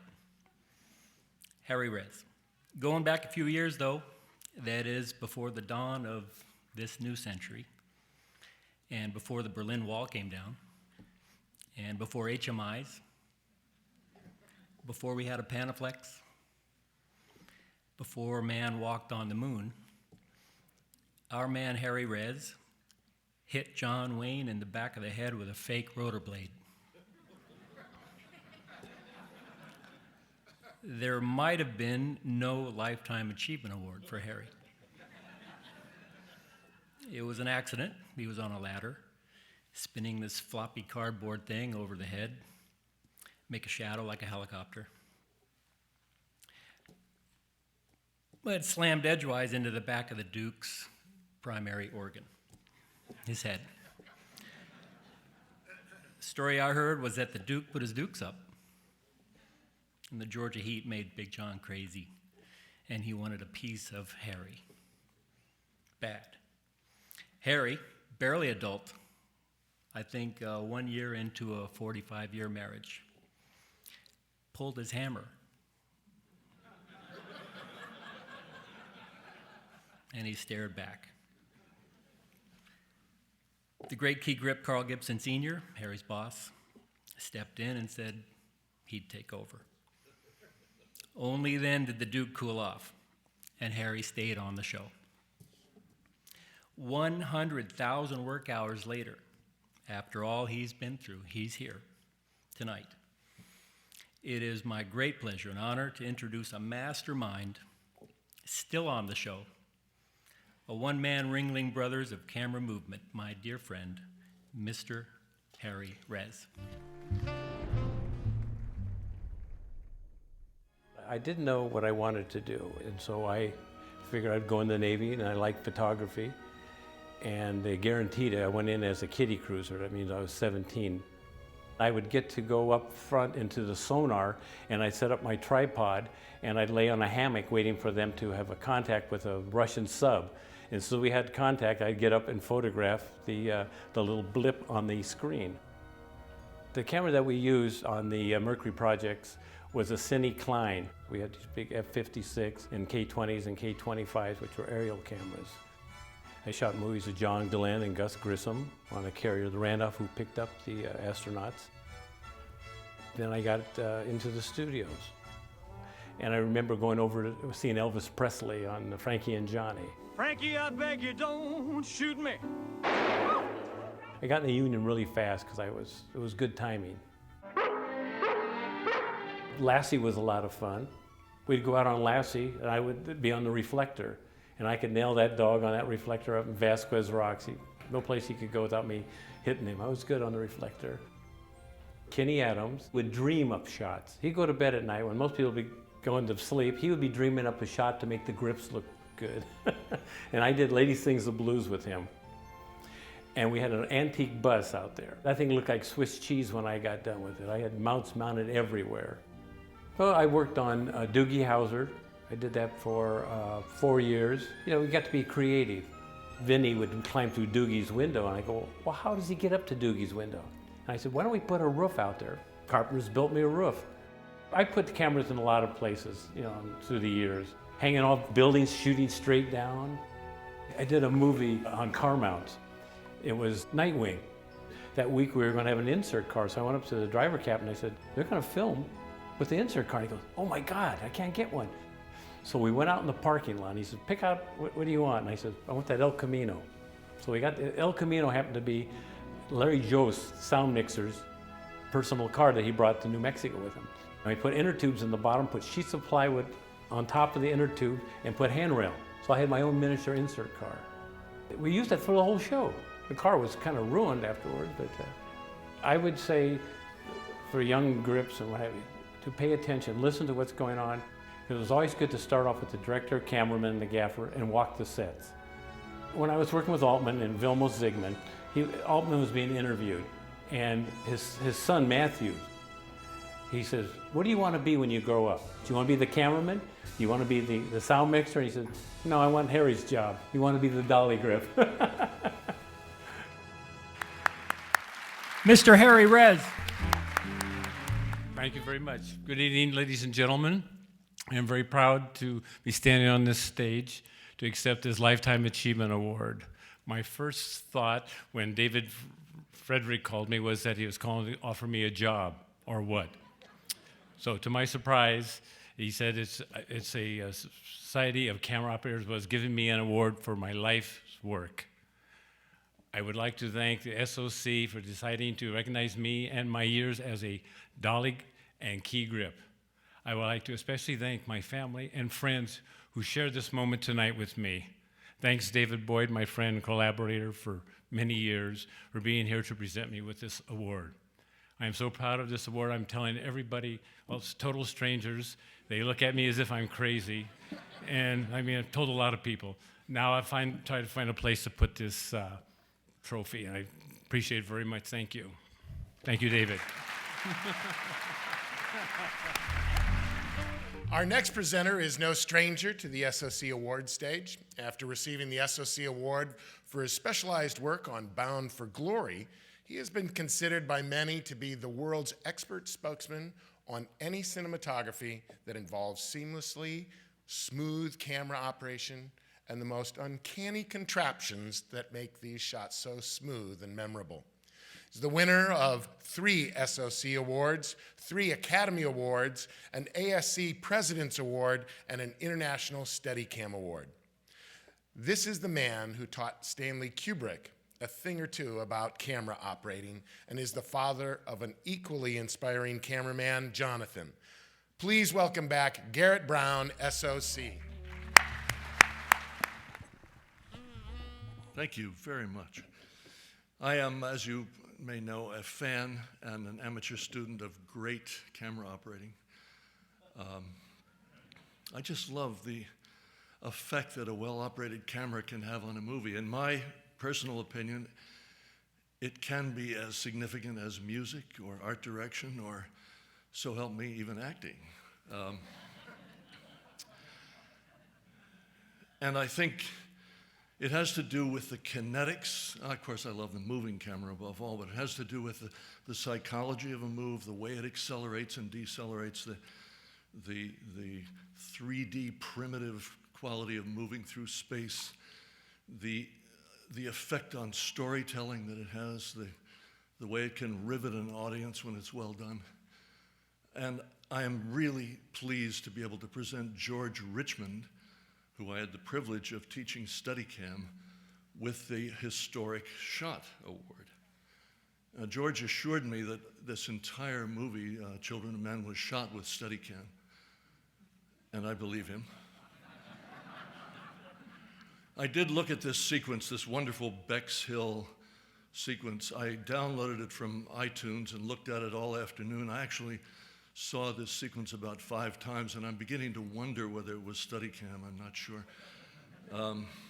But it was marvelously done exactly the way it should have been done. It had a fierce intent that matched the story. It had fantastic dynamics. It had a greatly intelligent and brave, I think, attitude toward the material, for which one must credit, obviously, Chivo and Alfonso and George in particular, because it was not only an artistic act, this shot, but a great athletic act as well, as you will see if you remember the sequence. Now, George, you are allegedly watching this on YouTube or web feed or something like that, and I'm very proud of you, old boy. I think this is a wonderful job, and I'm very happy to show you a clip of George describing it and perhaps some of the shot. Good evening, ladies and gentlemen, and members of the SOC. My name is George Richmond, and I'd like to start by saying how proud and how honored I am to be receiving this year's Historical Shot Award for the handheld shot on Children of Men. I'd also like to say how amazing it is that the SOC holds this event every year and gives these awards and prizes to our peers who are doing such great work all around the world. I first met Chivo when he was interviewing for Children of Men. I remember having seen Sleepy Hollow that I think I wanted to work with Chivo more than any other DP on the planet. He told me about all of the handheld. He told me about the continuous shots. And it was this handheld shot that definitely got me most excited and most nervous at the same time. I remember talking with my brother Chunky, who's been my long-suffering focus puller for many years, since I started operating actually, and spoke with him about how we were going to get this camera as light and as maneuverable as possible so that we could have a lens height from the knees to the shoulder. I think the first solution we had was to get rid of the eyepiece altogether and use a small monitor so that my peripheral vision could be active and I could see everything around me while still focusing on the image. And the other thing that we came up with was attaching a strap to the camera so that I could kind of wear it like a guitar, which was really, really important in being able to handle the weight. I mean, especially in the moments where the camera's still and a little more locked off. The actual shot, when we came to do it, was complex on so many levels. Aside from my problems of figuring out how to keep up with Clive while running backwards, or getting in and out of the bus, or getting up the stairs backwards, or being an analog version of a motion control machine to deal with the digital stitches, the first AD had to figure out how to cue this whole thing. I remember the moment the blood hit the lens when we were in the bus. I was obviously still behind Clive, and my brother Chunky was behind me, and he was screaming over all the gunfire, "You've got to cut, you've got to cut, there's blood all over the lens." But somehow, to me, it all felt right. Not to mention it was the last go of the day. We were in our last hour of daylight. My instinct told me to continue, so we continued. And it's one of those moments in the shot that seemed to get a lot of attention. It's one of those moments that sort of added to the realism and the grittiness and the journalistic feel that we were trying to achieve with the shot. The shot itself is a testament to the brilliance of Alfonso Cuarón. He and Chivo really, really inspired me. The blocking, the pacing, the action in this shot was, carefully worked out by Alfonso. And as all camera operators know, it's a real pleasure to operate shots that are this well choreographed. It's very, very rare, and it's a really, really enjoyable thing for us to do. Although when it actually came down to the shooting of the shot, it was still just Clive and I left alone to deal with the dance between us. Clive was absolutely amazing. All of the looks and the pauses and the private cues he gave me throughout the shot were incredibly important for me to be ready for the next step and to be ready to always go with him at the right time. He's just very, very understanding and knowing of what I need and what others around him need to get through the shot. The work I did on Children of Men has definitely changed my career, and it's opened doors for me, which I'm incredibly thankful for. And to be recognized by the SOC in this way is just a great feeling, and it makes me very, very proud. One of the things that's most wonderful is that these awards are voted on by our peers, and being respected and being honored by your peers is a wonderful feeling, and really what the job is all about. So I'd really like to take this opportunity to thank the SOC and its membership for this really prestigious award. I will cherish it, and I just really want to thank you very, very much, and hope you guys have a great evening. Thank you. George's dad, Tony Richmond, the wonderful DP, will accept the award on George's behalf. Good evening. Thank you very much. This is such a great honor that you should give this award to George, and I thank you because it's making me so proud. I'm so proud of him, and I really don't have much more to say. Garrett has said many great things about George, and as a member of the ASC, I don't want you to be frightened that I'm up here by a microphone, because you know how that is. But I would like to take, there's a lot of camera operators and assistant cameramen that are in this room that I've worked with, and I'd like to thank them all and all the future operators I work with for the great contribution you give to us cinematographers. So thank you very, very much. You know, capturing the elusive, perfect moment that expresses the pure essence of story is the goal of every significant photograph. The art, the study, the patience, and the ability to be at the right place at the right time is the required tenacious skill of the photographer. The next presenter was the 1995 recipient of the SOC Award for Lifetime Achievement in Still Photography. A venerated still photographer, this is a man who is a true artist with a life spent surrounded by art, by artists, and living in art, whose house is covered by art from his friends and colleagues, photographs from everyone richly immersed in the art of the image. He has worked on more than 100 feature films, including 2001, A Space Odyssey, The Sound of Music, Butch Cassidy and the Sundance Kid, Those Magnificent Men in Their Flying Machines, and Moulin Rouge. Director Baz Luhrmann reveres this man. He recently hired him to shoot stills on his film, The Great Gatsby. And when he arrived on set, Baz picked up his director's microphone and said, "Ladies and gentlemen, we are very honored. Please give a warm welcome to Mr. Douglas Kirkland." I'm so happy to be here with you this evening. What a very special organization you have and how important you all are to the industry. Everybody should realize there's no great film without great photography on all levels, including obviously the operator, because you do see it first, as you say. So I think you should applaud yourself to begin with. I applaud you. You are the power of movies. So I'm happy to be here with you. Now, everybody knows how hard it is often working on films. The long hours, the intensity associated with creating the glamour that is associated with this industry. And I am sure that most of you have worked long days, nights, weeks. There's no question of that. That's part of creating the fantasy. Now, Andrew Cooper has quietly worked among all of us, producing memorable, lasting, iconic images that identify and contribute to the promotion of films. And he does it in his modest, steady, meaningful hand. In the 1960s, I frequently worked in Paris and London with Andrew's father, Saul Cooper, who eventually became the head of marketing for United Artists in Europe. Saul Cooper was always a kind and honest and generous friend, and I remember first meeting a preschool Andrew with his three brothers in Paris, where they were raised in a multilingual, creative atmosphere. Little did I know then that I'd be presenting him to you this evening.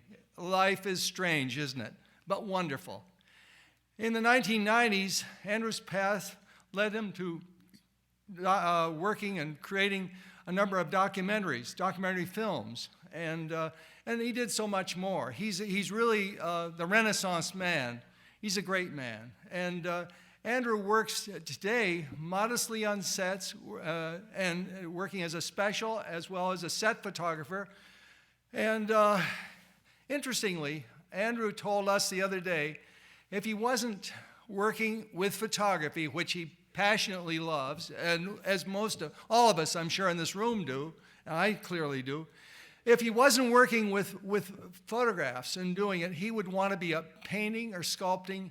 He would want to be expressing himself through the image. And ladies and gentlemen, this is for me the sign of a great, true artist. Andrew is a warm, caring family man with his wife, Lisanne, and their three kids or children. They hardly seem like children to me. They're growing up. Jack, Sam, and Julia. She's a beautiful Julia. I spoke with her the other evening on the phone. I want to tell you, this is a sidetrack. She is so happy that her father is receiving this. And I know all of them are. The entire family is, because everybody cares. And this is a wonderful family. And anyway, in any case, I want to just say to you, that's the man. I can't say more about him other than he is here take a look at some of the images. They are stoppers, and I want to introduce you to Andrew Cooper and his work. My first real experience in the film industry was to work in Paris on Moonraker, and not as a photographer, but as an editor.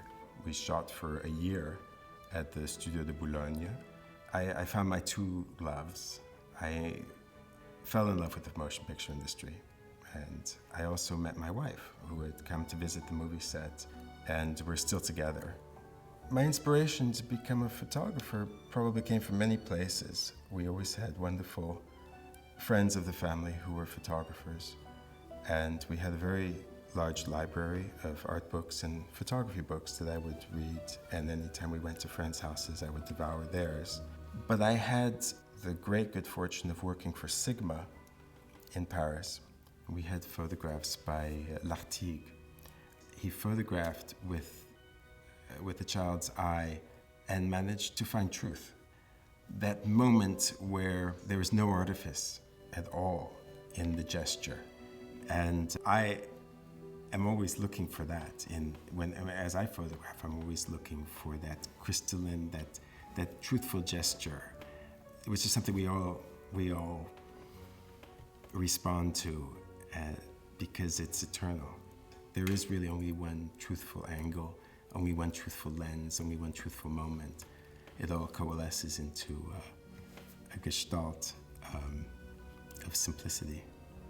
But what I'm looking for in a photograph on a movie set is a photograph which is in some way incomplete. I want you to look at the photograph and have to know more. It has to be a vector that leads you to the movie. I believe that I have a responsibility to photograph what happens behind the camera as well as what happens in front of the camera. The crew, the way that they work, the tools they use, that's part of the history of our business. And it doesn't get recorded unless I photograph it. I use almost no equipment. On a movie set, I generally use 2 bodies, 2 lenses, but 90% of the work is done with 1 body and 1 lens. And I find that the longer I do it, the less equipment I use. And I'd be very happy to walk onto a movie and shoot for 6 months with 1 lens and 1 body. Except for those times when you need to reach out with a long lens, it's all here. I've been lucky enough to work with directors who are true artists. We have Steven Spielberg, Martin Scorsese, Quentin Tarantino. These are people for whom film isn't just something they do to pay bills. They are the real thing. I am trying to capture the director's vision and the actor's vision as well. I'm always looking for images which I think strengthen the aspects of their character which are most significant.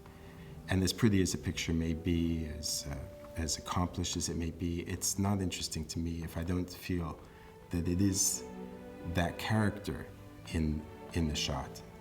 The longer I work in this business, the more excited I am to be a part of it. It really is a privilege to spend your life working on movie sets. It's not something to take lightly. These movies are all historic. They are the history of our business. And you have to record them well. This award is huge for me.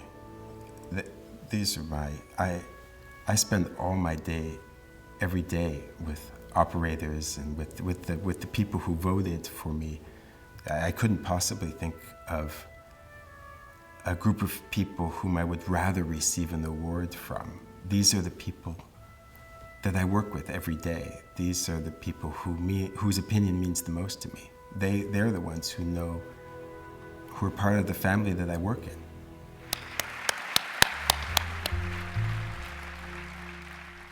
Thank you, Douglas. A Lifetime Achievement Award, that's wonderful. This is really a huge thrill for me.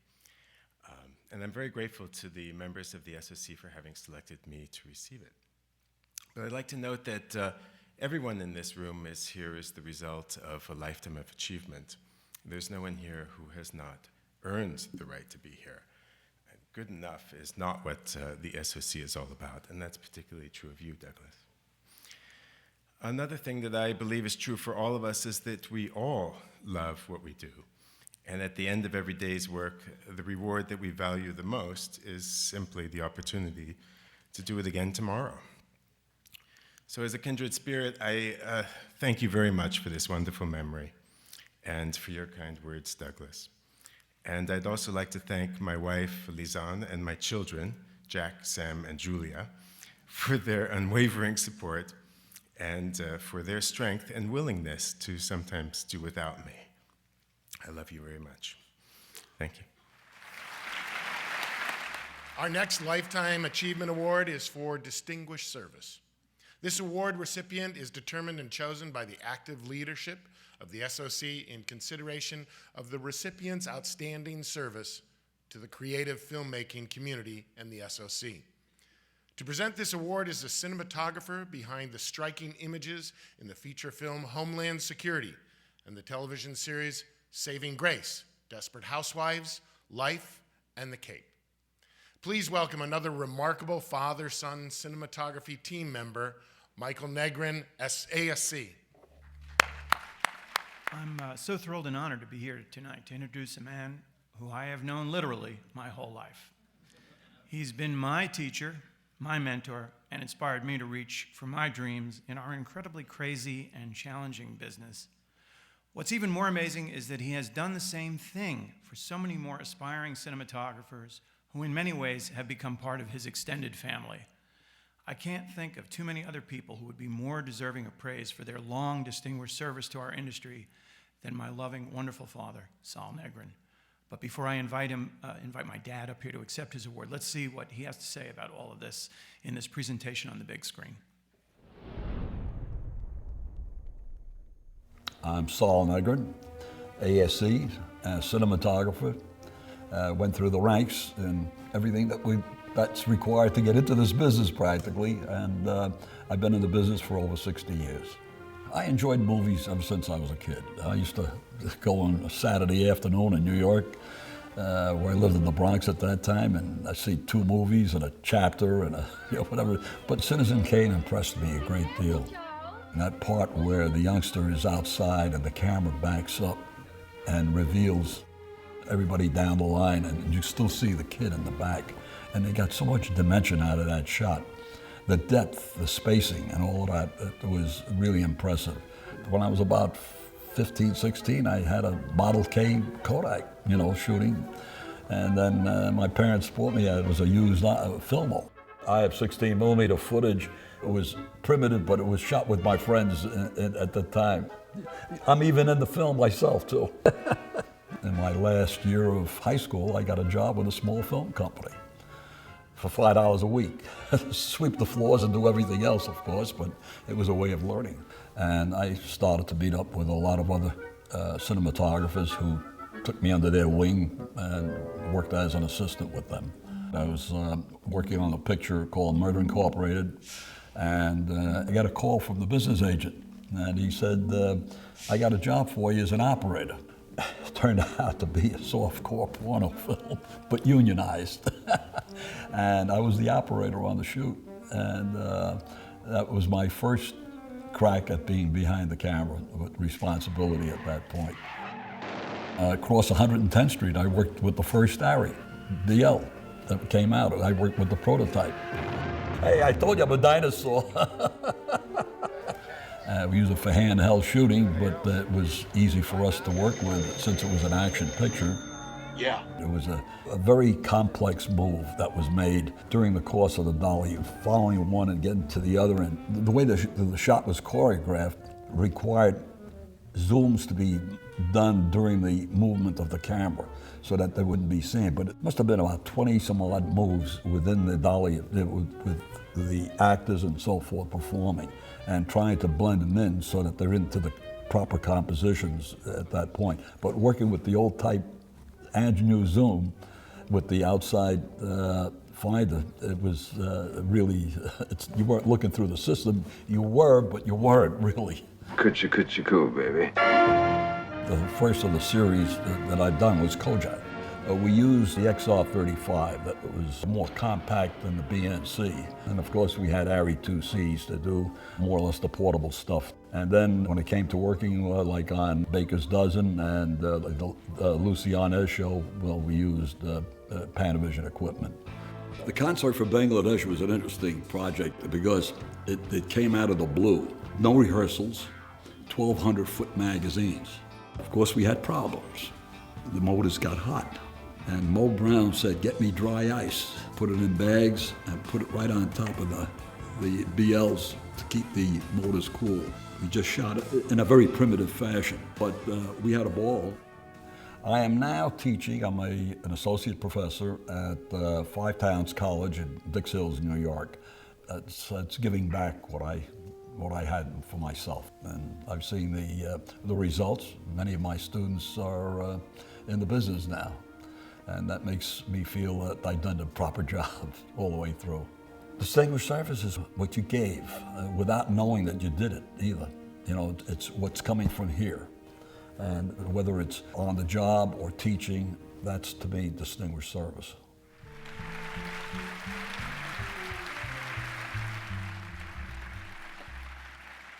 What a surprise and an honor this is for me to be standing here before you this evening to accept this Lifetime Achievement Award for distinguished service to the motion picture industry for something I have enjoyed doing all my life, being a cinematographer.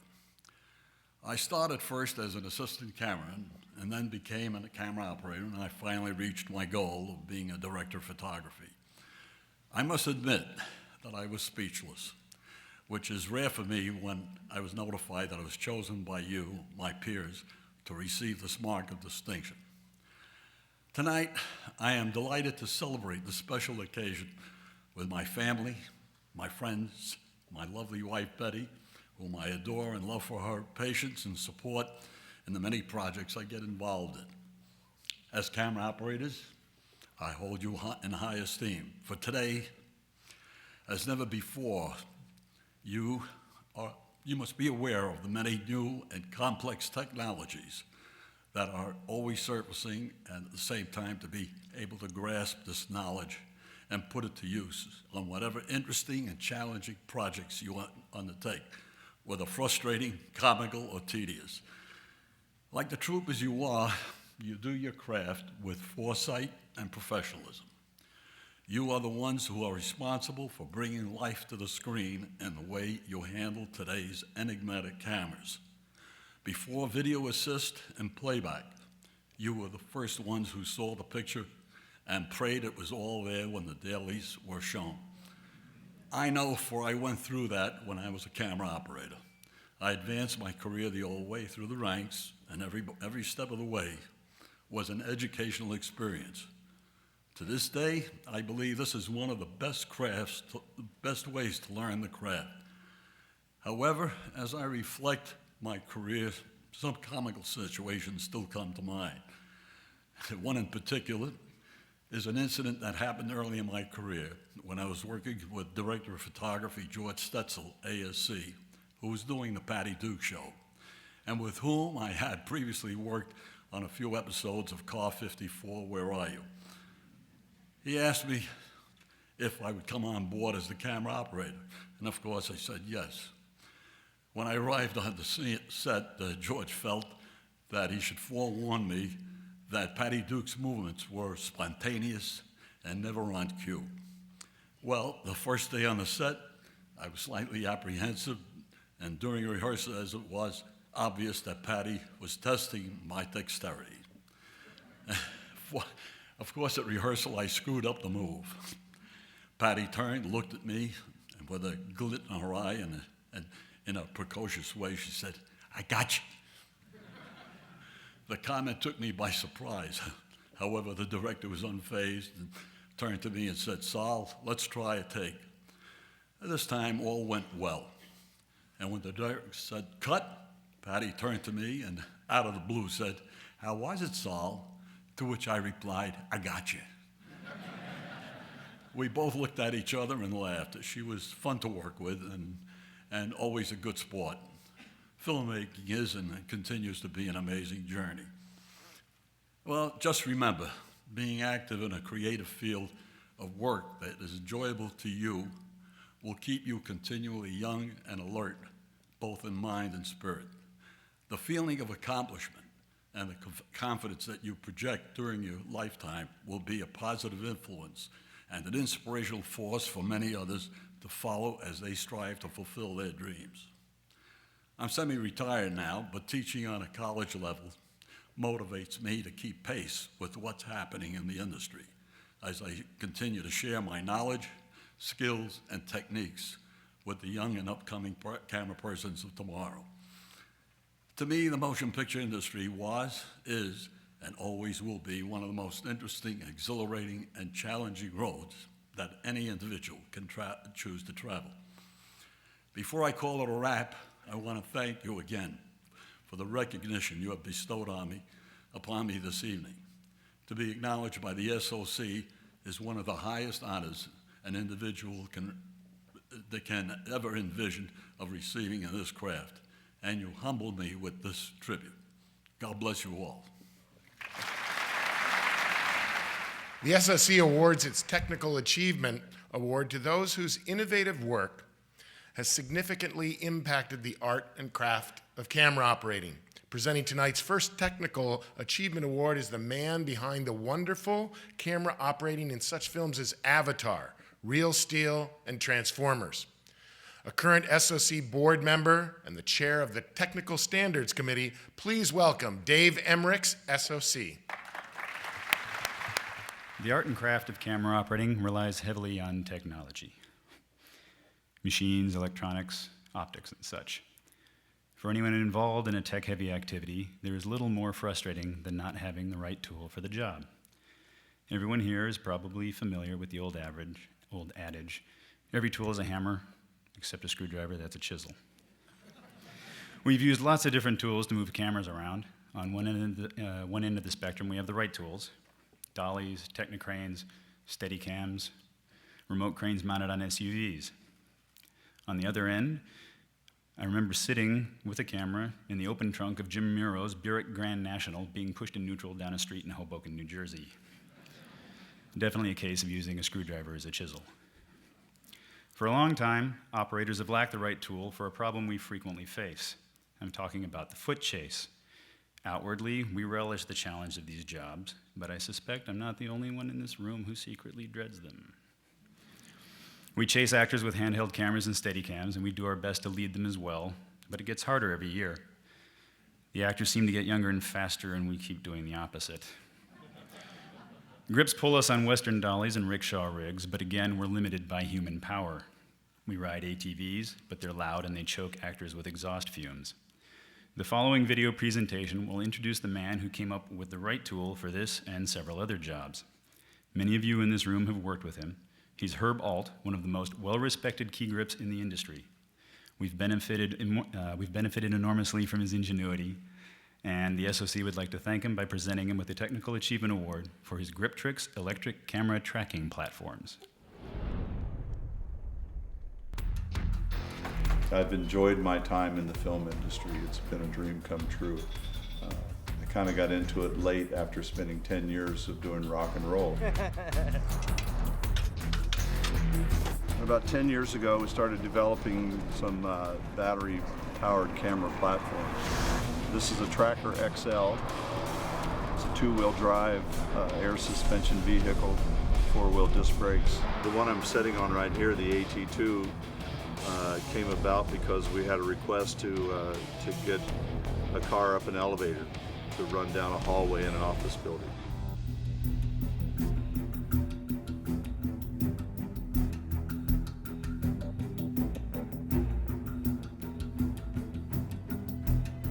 I've always felt that the camera operators had the best job on the set. That's who needs the tool to work for them.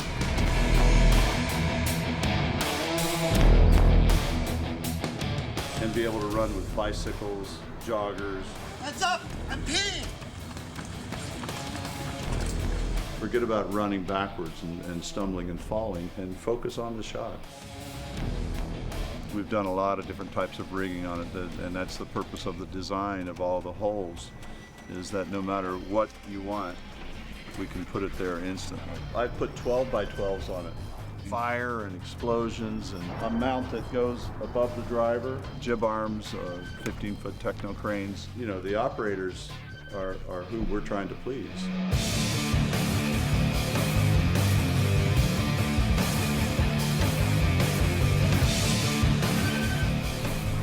But the other thing you have to remember is that if you step on it, it goes.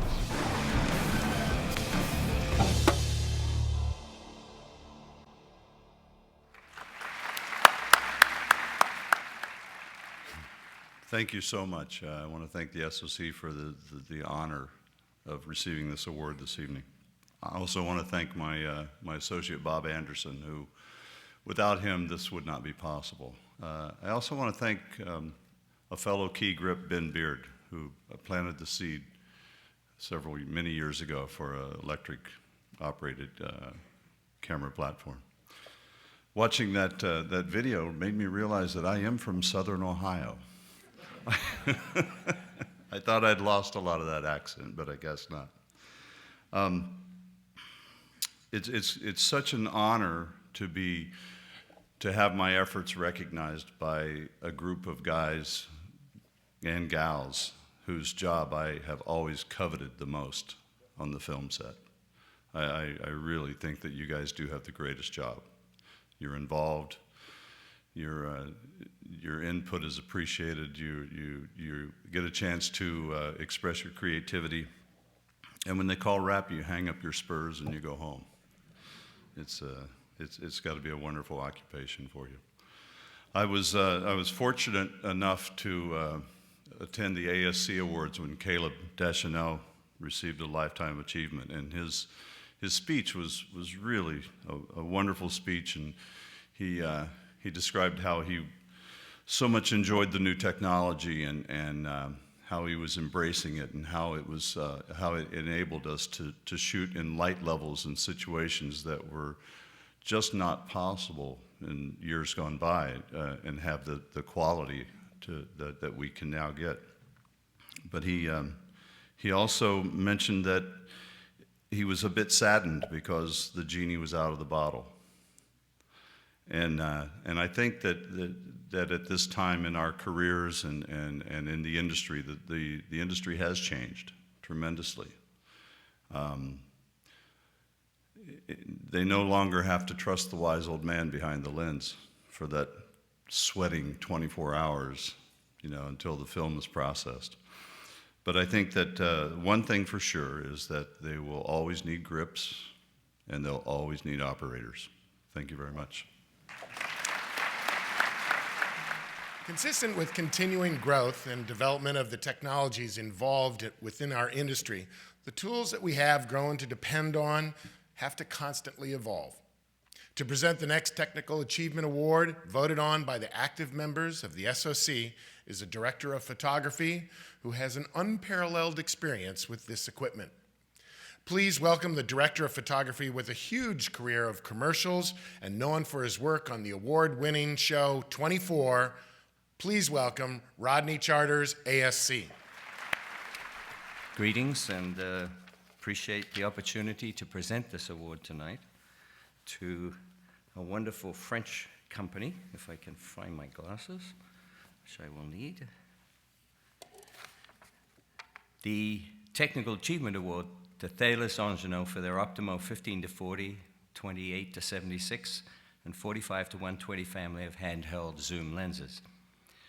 Angenoux as a company was founded in 1935 by the brilliant optical engineer Pierre Angenoux, and it prospered over the years. In the 50s, they were building still lenses for Kodak, among other companies, for their folding Retinette and Pony 120 cameras. He began using computers to shorten the computational time needed in optical design. And in 1950, Pierre also patented the design of a retrofocus wide angle, which enabled the greater back focus needed for the mirrors of the emerging SLR cameras, laying the principle for the design of most all single lens reflex wide angle lenses worldwide. And Angenoux provided lenses to NASA, from the Ranger program right through to the space station. In 1953, he designed the fastest lenses of its time, .95. It was used in the space program by NASA and the company continued with their night vision and other exotic lenses to work closely with military and space agencies. In 1956, Pierre gave us the zoom lens as we know it today when he designed the mechanical compensation mechanism which enabled focus to remain constant while zooming. At first, a modest 17 to 68, and then in 1958, the 12 to 120, 16 millimeter zoom. He garnered a Scientific and Technical Achievement Award for this work in 1964 from the Academy of Motion Picture Sciences. These and subsequent lightweight, hand-holdable lenses were to usher in the golden age of fly-on-the-wall documentaries made famous by D.A. Pennebaker and Albert and David Maysles, the genre known as cinema verite. And so it is fitting that the original path laid down by Pierre as the father of the zoom lens in the 50s should have been carried on by the company he founded so passionately, and that now we have this complete family of compact zooms from 15 millimeters all the way to 120 at 2.8 or less. I grew up in New Zealand with a Bolex. Who didn't? My dad was a photographer. He owned several, 8, 16, Super 8, 3 Switar lenses on a turret. But we all dreamed of a zoom lens one day, just like in Hollywood. There were those tantalizing images in the magazines of those zooms. But it wasn't really until I got to film school in London that I first discovered the 12 to 120 on an MPR, another French device, and of course it had a crank handle. Wow, what a range. But my favorite quickly became the 9.5 to 57. What was important about this is that it had a short 2-foot focusing range, and which I eventually purchased along with a Claire ACL and took into the jungles of the Amazon on my first documentary. With its 2-foot minimum focus, you could finally stand behind someone and focus on what they had in their hands. It changed everything. Nowadays, we take it for granted, but at that time, it was a breakthrough.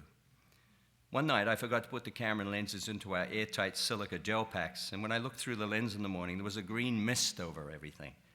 Some kind of fungus was growing one of the internal elements. So off it went into the silica gel pack, and in a matter of hours, the green mist was gone. I'm grateful for that magic. Now, after many years of being a Panavision guy on film, and of course using their optics, I took on the job of shooting Shameless, 24 style.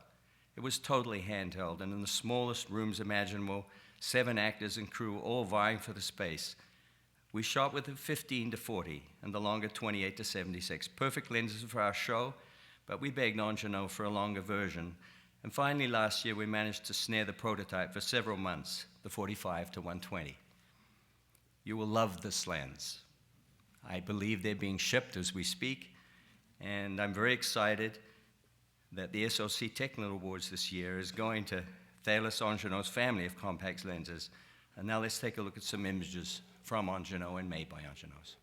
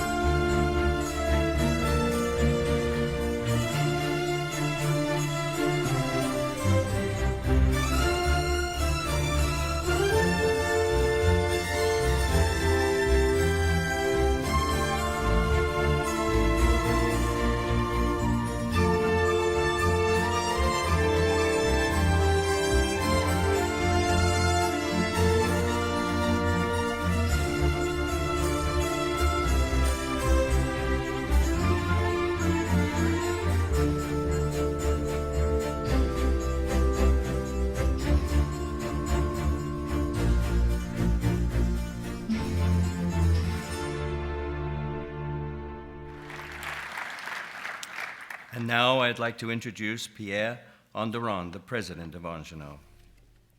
Well, dear friends, colleagues, and SOC members, Mesdames et Messieurs, on behalf of everyone at Thales Ingenieux, I accept this award with much gratitude. I would like to thank all our Optimo fans and users who have made our Ingenieux lenses most recognized and sought after zoom lenses in studios and production sites all over the world. Ingenious goal has always been to provide you with the most innovative and highest quality products. I understand that some people here consider that this French movie, The Artist from Michel Hazanavicius, is a beautiful gift from France. I can tell you that this award is for us a fantastic gift from Hollywood that I will be very proud to bring back to France. Sorry, the prompter is a little late. I have the backup solution with my paper. I'm sure that this award will bring ingenious staff most pleasure, enthusiasm, and motivation to continue to do what we have been doing for years, helping transform ideas and storyboards into imagery. Thank you very much, and vive la SOC, vive le cinéma! The Society of Camera Operators' goal is to increase the visibility of the camera operator's vital role on the set. With film schools teaching more and more filmmakers worldwide, this mission needs to be at the college level. With its first Student Camera Operator of the Year award, the SOC takes the lead in honoring college-level student productions that utilize a full-time camera operator. Here to present the very first College Camera Operator of the Year award is an Emmy award-winning cinematographer, as well as a very respected filmmaking teacher at the American Film Institute. Please welcome Bob Primes, ASC. Can you feel the love in this room? It's because this is a family reunion, and our family not only loves the soaring beauty of cinematography, we love the dance between the camera and everything else in our movies. The SOC was founded by visionaries, and visionaries created the concept of the College Operator of the Year award. Late last century, a high school student in Czechoslovakia joined his colleagues in a protest march against the government that had kept his people down. Peter Sickhardt certainly would have been killed or disappeared at the hands of the Czech riot police. But the Berlin Wall had just fallen, and miraculously, Peter and his friends were joined by 50,000 others, and the oppressive regime fell. They called it the Velvet Revolution. After that, Peter impulsively joined a bear-like man he called Rasputin to go to Chechen and witness what later became the Russian massacre there. They were arrested, of course, and held hostage. But they bribed their way out with porn magazines they had wisely smuggled in under their bulletproof vests. Before he could legally buy a beer in the US, Peter had risked his life for justice and witnessed tragic massacres and genocide. He arrived in the US a flat, broke, illegal immigrant, but he was big and strong and tough and got a job at sea as a lobsterman. He entered New York essentially homeless and conned his way onto a news unit, pretending to know sound. Then one day, the cinematographer didn't show up, and Peter simply stepped up to the plate. He was born to shoot. He shot emergency rooms, then wildlife, then 13 seasons of the Amazing Race TV show, for which he won an Emmy. Along the way, Blindside, the amazing documentary Peter shot so beautifully about blind Tibetan children climbing near Everest, won the Berlin Festival and the AFI Documentary Award. After all this astounding success, at the age of 35, Peter modestly chose to register as a student at AFI, to begin a new chapter of his life and enter the world of drama. Yes, he is absolutely a ringer, but both the AFI and the SOC get to share the bragging rights. Peter's work at AFI has been sensational. Here are some clips of his work.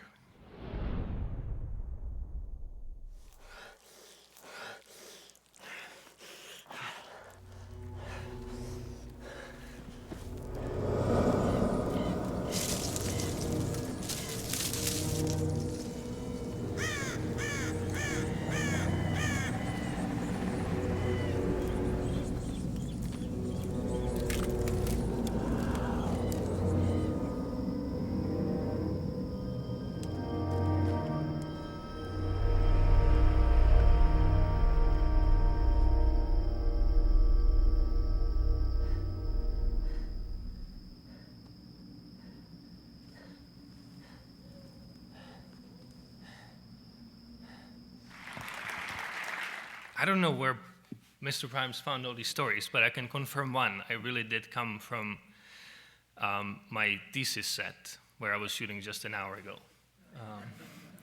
I would really like to thank my crew who came in at 4 o'clock this morning to make this possible, that I'm here, and to set up so I could finish my day and come. It's an honor to be here, and thank you. Thank you to the SOC. When I first came to AFI, many people said, why do you want to come to school with all your experience? And I didn't really know, besides wanting to challenge myself in a new art form. And it's almost 2 years now that I've been to AFI, and it's been an amazing time. And I've learned so much, and I've learned that I'll never really stop discovering, and I'll never want to stop making movies. And one of the first things Mr. Primes taught us, he said, there's 2 ways to make movies. You can shoot by fear, or you can shoot out of passion and love. So here is to making movies from passion and love. This year marks the second time that the SOC has recognized the artistic contribution of a television program camera operator. The SOC Award for Television Camera Operator of the Year is nominated and voted upon by the active membership of the SOC. To present this award is a man who mentors, teaches, is an honorary member of the Indian Society of Cinematographers, a Clio Award winner, and an Emmy and ASC Award nominee. Please welcome the president of the American Society of Cinematographers, Michael Goy, ASC. Good evening. People always ask me how I developed my almost encyclopedic knowledge of movies, and I have to tell you, when I was 10 years old, I was diagnosed with a form of progressive blindness. And the doctors told me that they thought I would be completely blind by the time I was 30. So I had already loved movies, but the result of this diagnosis was that I went to the Parkway Theater in Chicago. They used to show 3 double features a week for 50 cents of anything that they could buy for $50.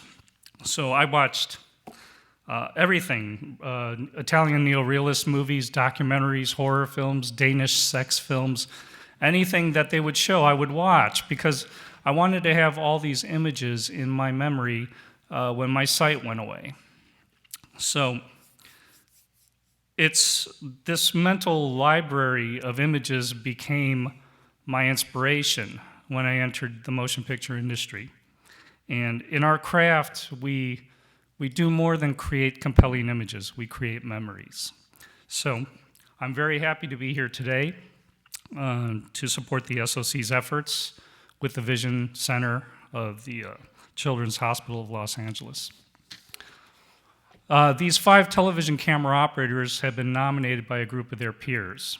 There's no greater compliment to their work, and in that sense, they have already won awards. Achieving excellence in camera operating with the 3-ring circus that episodic television may at times become is truly a feat worthy of recognition. And these 5 nominees do it with style and class. Let's look at the 5 finalist programs from the 2011 season nominated for the SOC Television Camera Operator of the Year Award.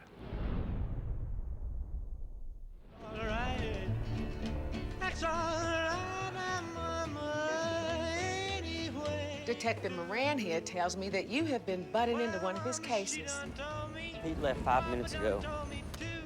I guess I was right about him not cooperating. Hey, son, listen. I gotta get back inside. Nurse wants to tell me something.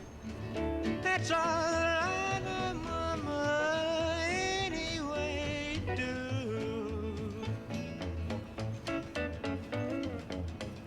Pete, please leave. I'm not kidding about my mom. She's so angry about everything that's going on. Who shot you, Ellen? I don't know. I was walking to work. A man said my name. I didn't see him. I just... Whoosh!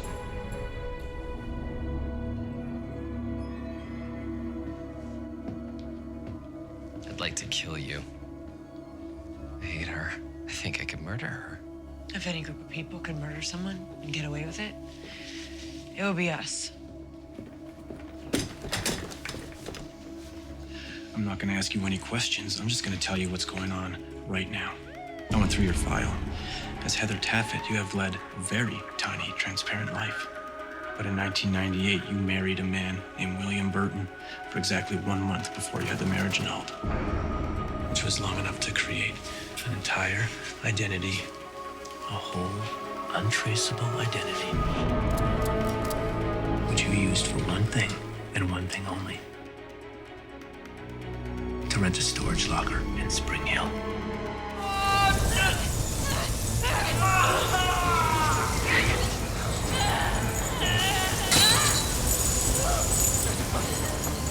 Jessica! No! Jessica! Yes!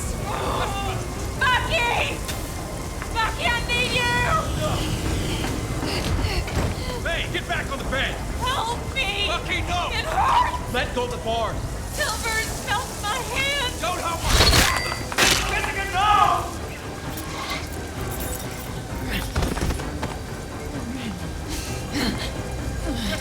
Listen to me! Jessica! As your maker, I command you! Unchain me!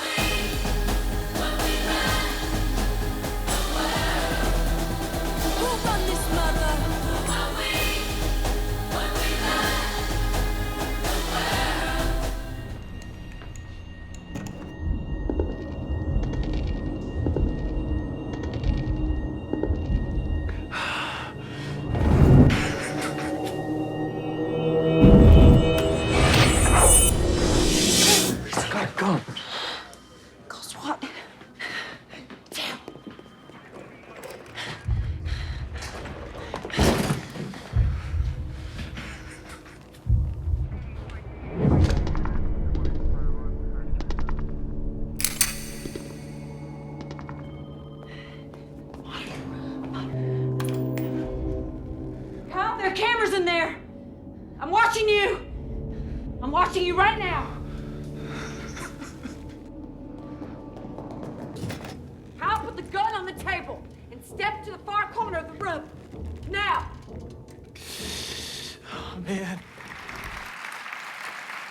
And the 2012 SOC Television Camera Operator of the Year recipient is Andrew Mitchell, SOC.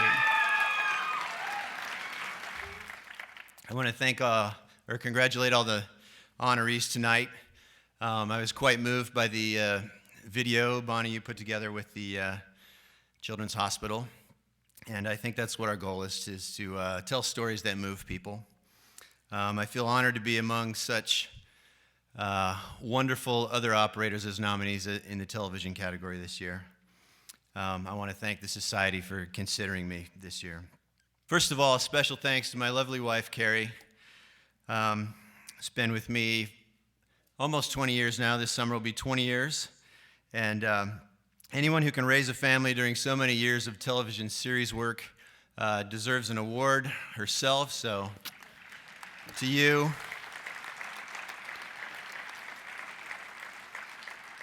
My two boys, Ben, or Bean, as he likes to be called, and Nicholas. I love those guys. If anybody saw my reel, he did the animated intro to that. If you haven't seen it, go watch it. He's a wonderful kid. And Nicholas, who puts up with my schedule, he's the one who's always asking when I'm coming home. In this little story, I pulled out my journal the other day, and I read this quote that I wrote down that he had said. He says, "I have her tell you this, Dad, you're fired." And I said, "From being your daddy?" And he says, "No, from work. You have her stay home. I'm sorry, I have her tell you that." I miss them. Hopefully they're being good at home. I would like to thank Christopher Baffa, who brought me a young, innocent Mormon kid from Utah down to Los Angeles to shoot the pilot on this show.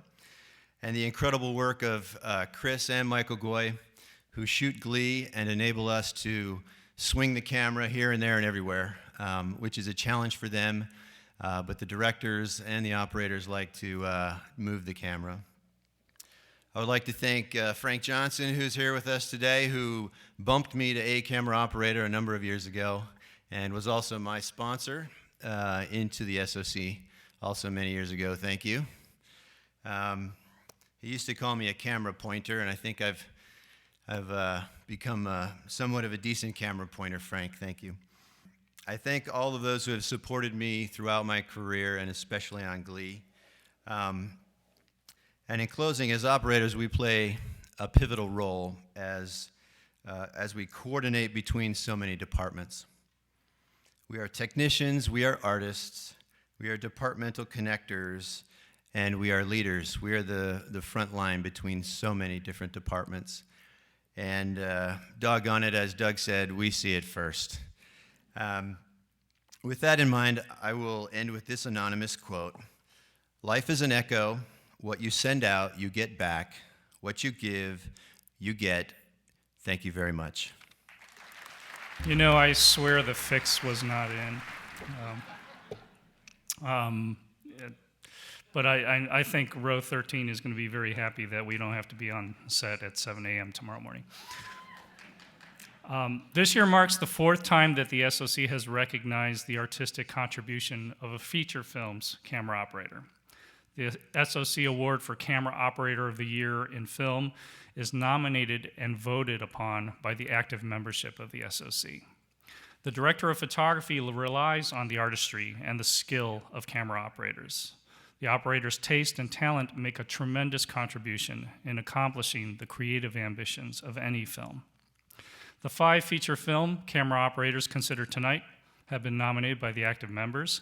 In a highly competitive year, these 5 films show a wide diversity in photographic style and are all examples of great cinematography that has been brought to life by the work of the camera operator. Let's look at the 5 nominated films for the 2012 SOC Feature Film Camera Operator of the Year Award.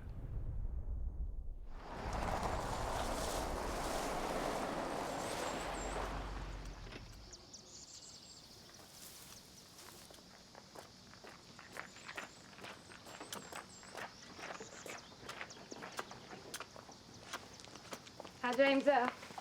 How you, Miss Regina? Mama?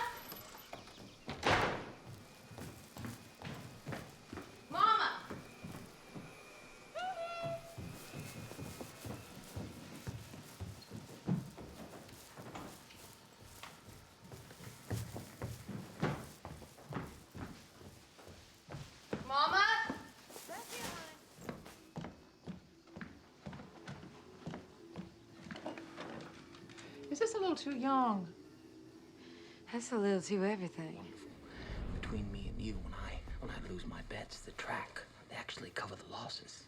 So what happens if you win? They still pay. Then where's the thrill?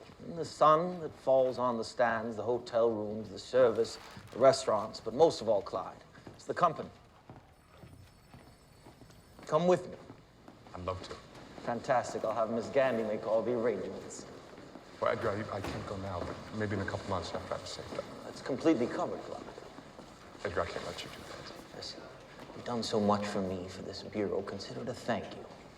I don't know that I feel comfortable with that. I'll tell you what, Clyde. I'll get a suite with adjoining rooms rather than having us stay in separate rooms. That'll be savings enough. Deal.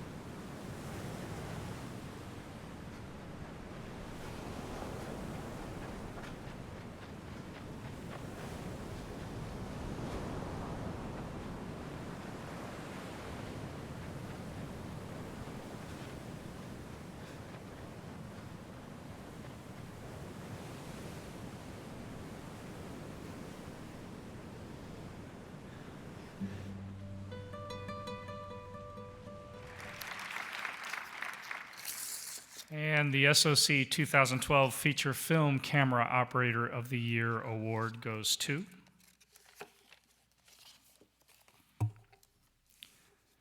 Steve Campanelli, SOC. Wow. Oh, my name's on here and everything. Look at that. Very cool. Thank you. What an amazing evening. I'm here giving my boyhood idol a Lifetime Achievement Award, and now this. I mean, it's just very surreal. And if it's a dream, please nobody pinch me. Wow. I worked so hard on Clint's speech, I didn't prepare anything for this, so it's either going to be really short or really long. Now I'm going to have to update my Facebook status, too, so. I don't know if there's a section for that, but I'll make one. I can start saying again, I did it again. I just got to thank Clint for just making amazing movies, getting great scripts, and allowing my camera to tell such great stories. And as Michael said earlier, this is from your peers. These guys, I know them all. I know each one of these guys. And you look at the films that are up there. I mean, it's incredible stuff. So to win this is amazing. So I share this with all of you fellow nominees, all you other camera operators out there. I mean, I started from the bottom, worked my way up, camera assistant, just moved my way up, because this is what I wanted to do. I always loved, like someone said earlier, it's the best job on the set. So to have this honor tonight is absolutely incredible, because it's, you know, a lifelong achievement. Now giving Clint the award and then getting this in one night, it's like, it's insane. I got to thank Garrett Brown for changing my life, inventing the Steadicam. Absolutely.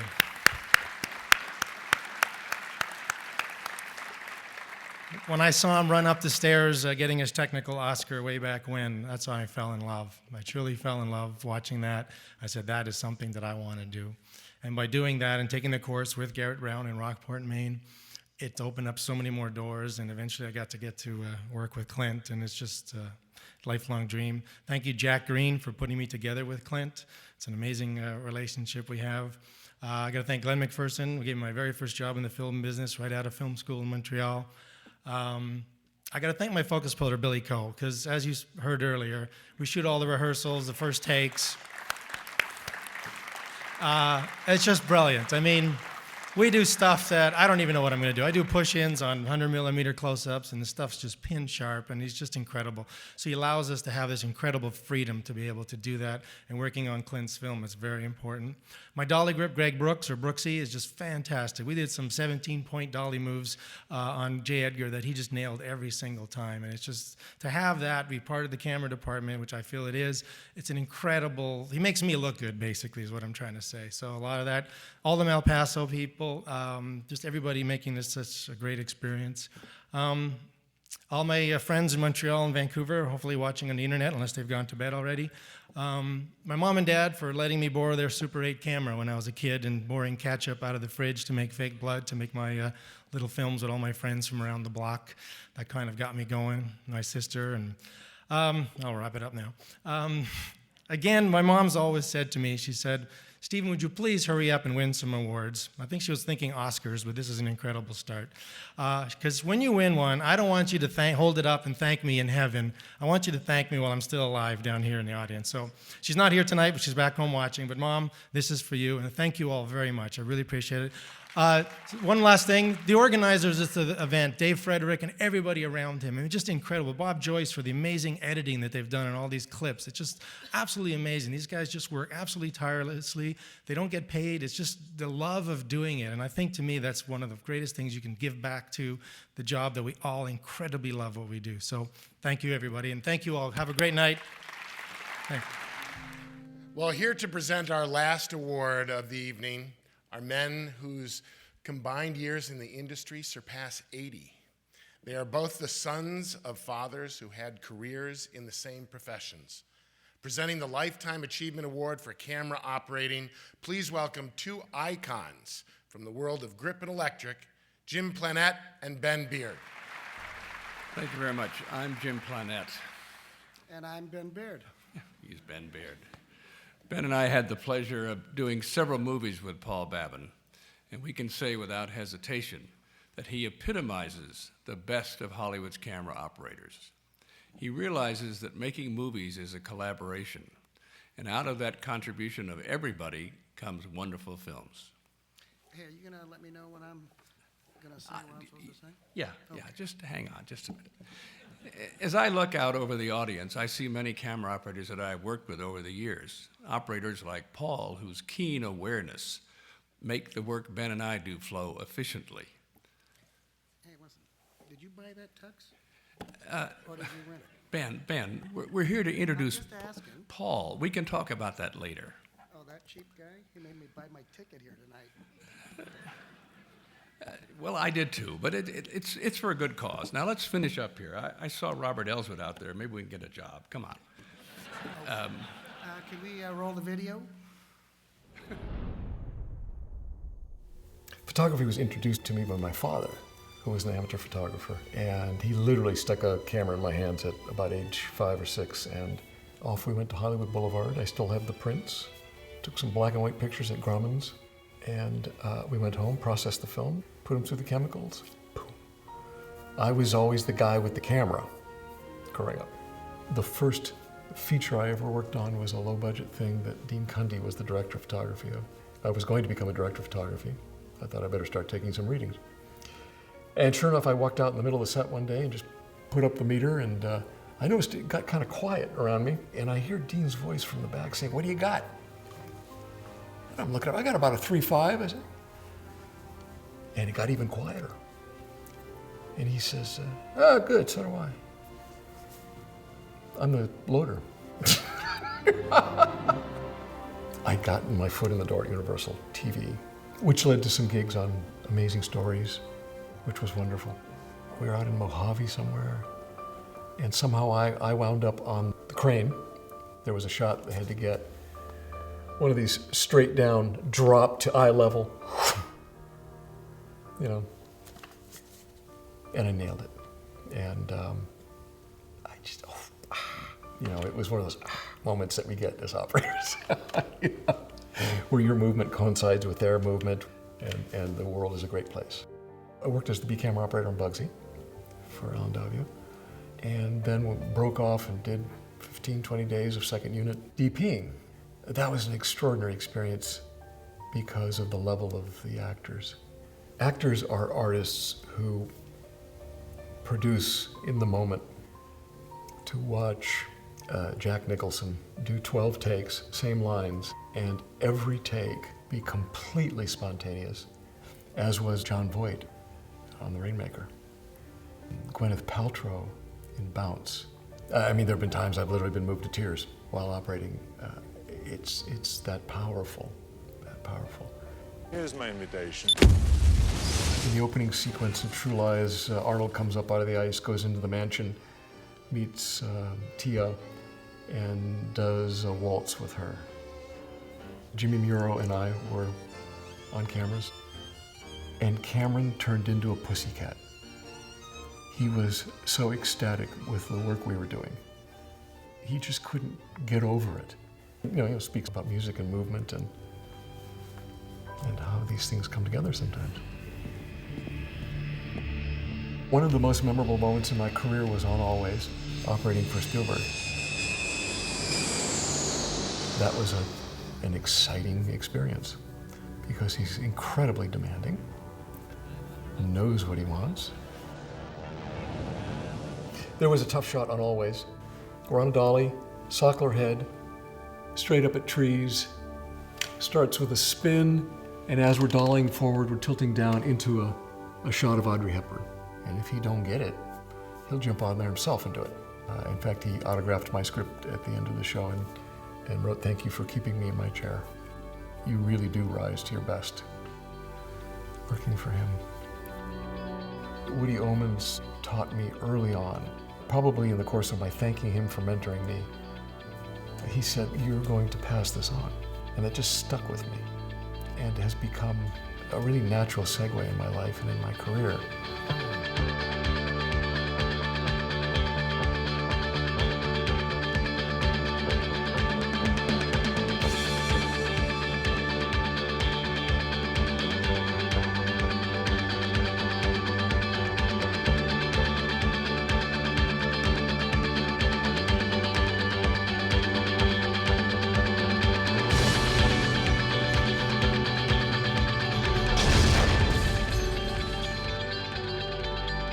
If I were to impart something to new operators, I would quote Raoul Walsh, who was a director of over 100 feature films in his life, who, when asked if he had advice for people getting started, said, "I suggest that you be honest.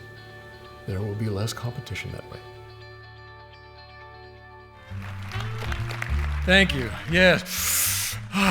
O2. I swear to God, I'm the last one up here. So, last night I have this really bizarre dream.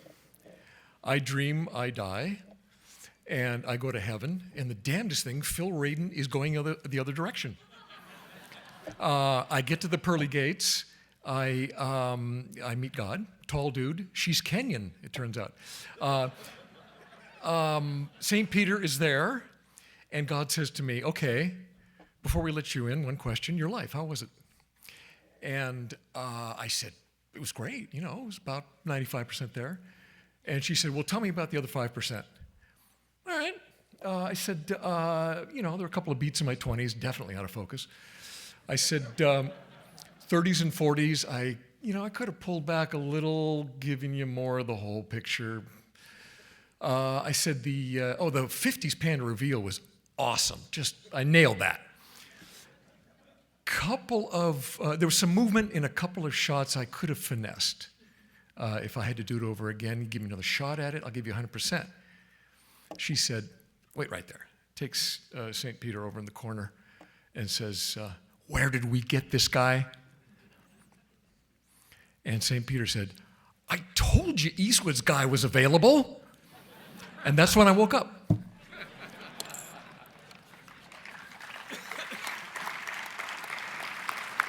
Mom, we made it. Academy Awards, this is it. Anybody sees my mom out there after the show? This is the Oscars.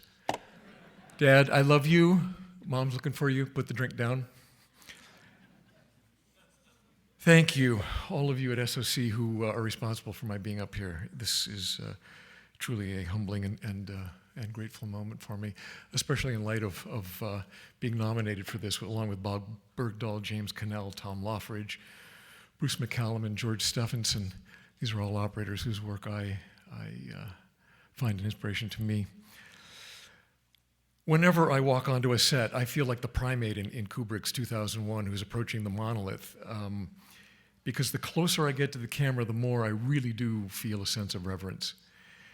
And it makes sense that there's this sacred zone around the camera when you consider the work that goes into creating a shot. It starts with concept and writing, casting, production design, budgeting, on and on and on and on and on, rehearsal. Thousands of hours of work that are distilled down to a few seconds when light bounces off an actor who is channeling that extraordinary thing called acting, travels down the barrel of the lens, and comes to focus on a plane inside the camera. And just inches from that sacred plane, there's a camera operator who literally cradles in his embrace this point of convergence. And yeah, the SOC slogan is we see it first, and we all know that's history. What hasn't changed, what we continue to do is embrace it first. We nurture it first. We're the first to guard the illusion. And we operators do this by turning to the key group and saying, Benny, could you give me a couple of feet on that stand? Because the leading man is liable to go 2 feet off mark. He's very enthusiastic. That's one way. And when the camera's rolling, we do it by making choices that balance the innocence of the audience against our obligation to reveal information and tell story.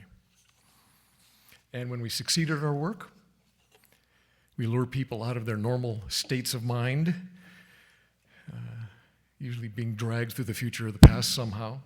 And for 2 hours, we hold them deeply in the now, in our movie, unencumbered by awareness of any of the work that went into it. All right, that's enough of the pompous crap.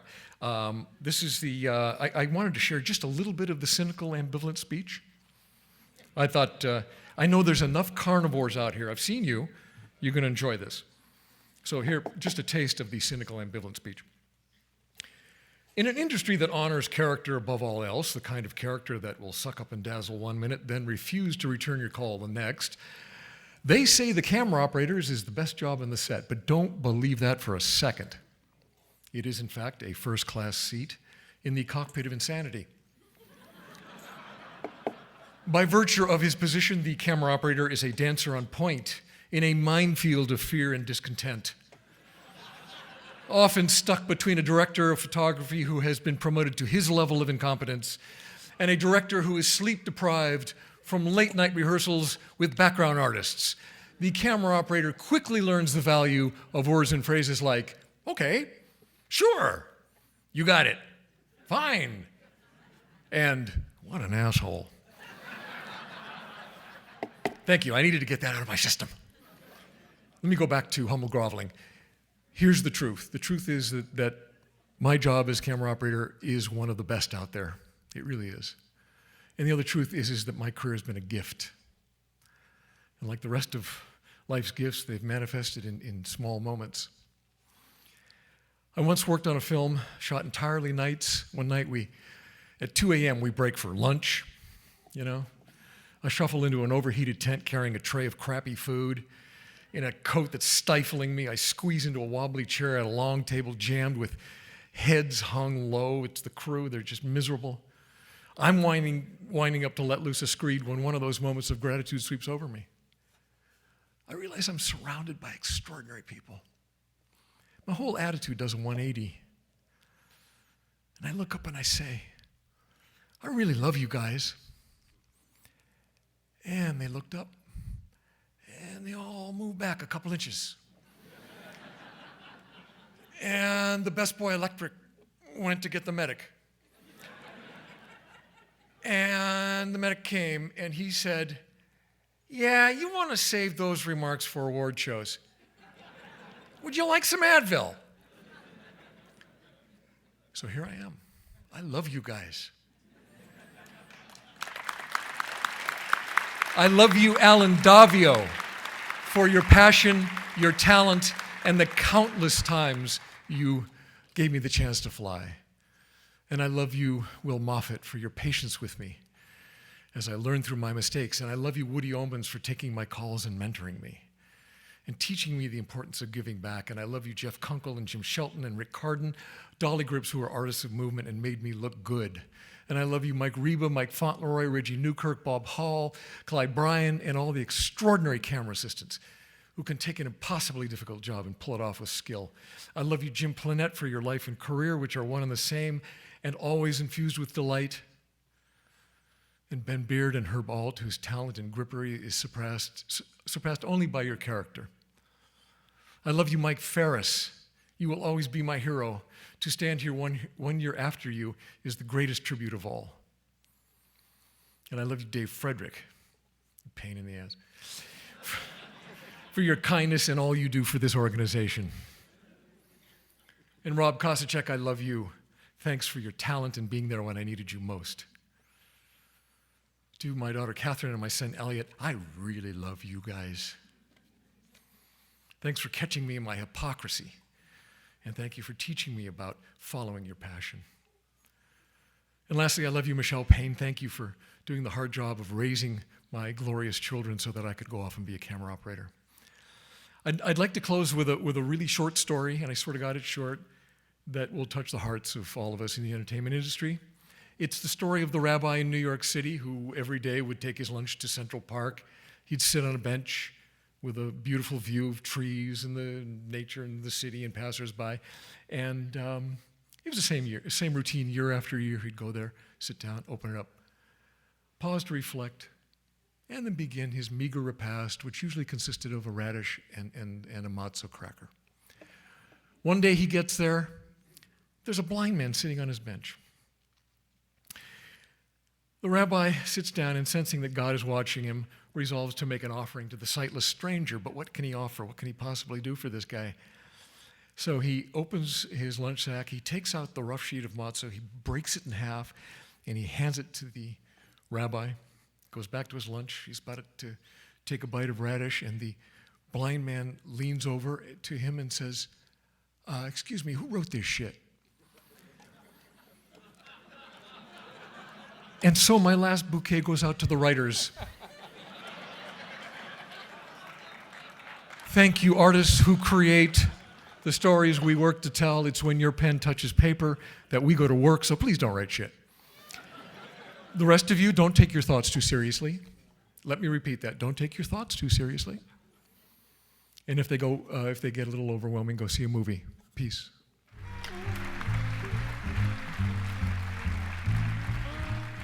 Well, ladies and gentlemen, congratulations to all of the honorees and the award recipients.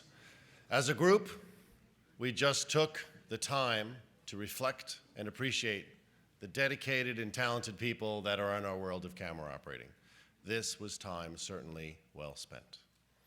We appreciate the active SOC members who nominated and voted for these proven professionals and remarkable people. It is a great honor for me to be here celebrating this group with you. So thanks once again to to all of our sponsors, because this group right up here made this evening possible. And I actually wanted to say thank you very much. So please join us at the next SOC Lifetime Achievement Awards. Have a wonderful evening. Thank you very much.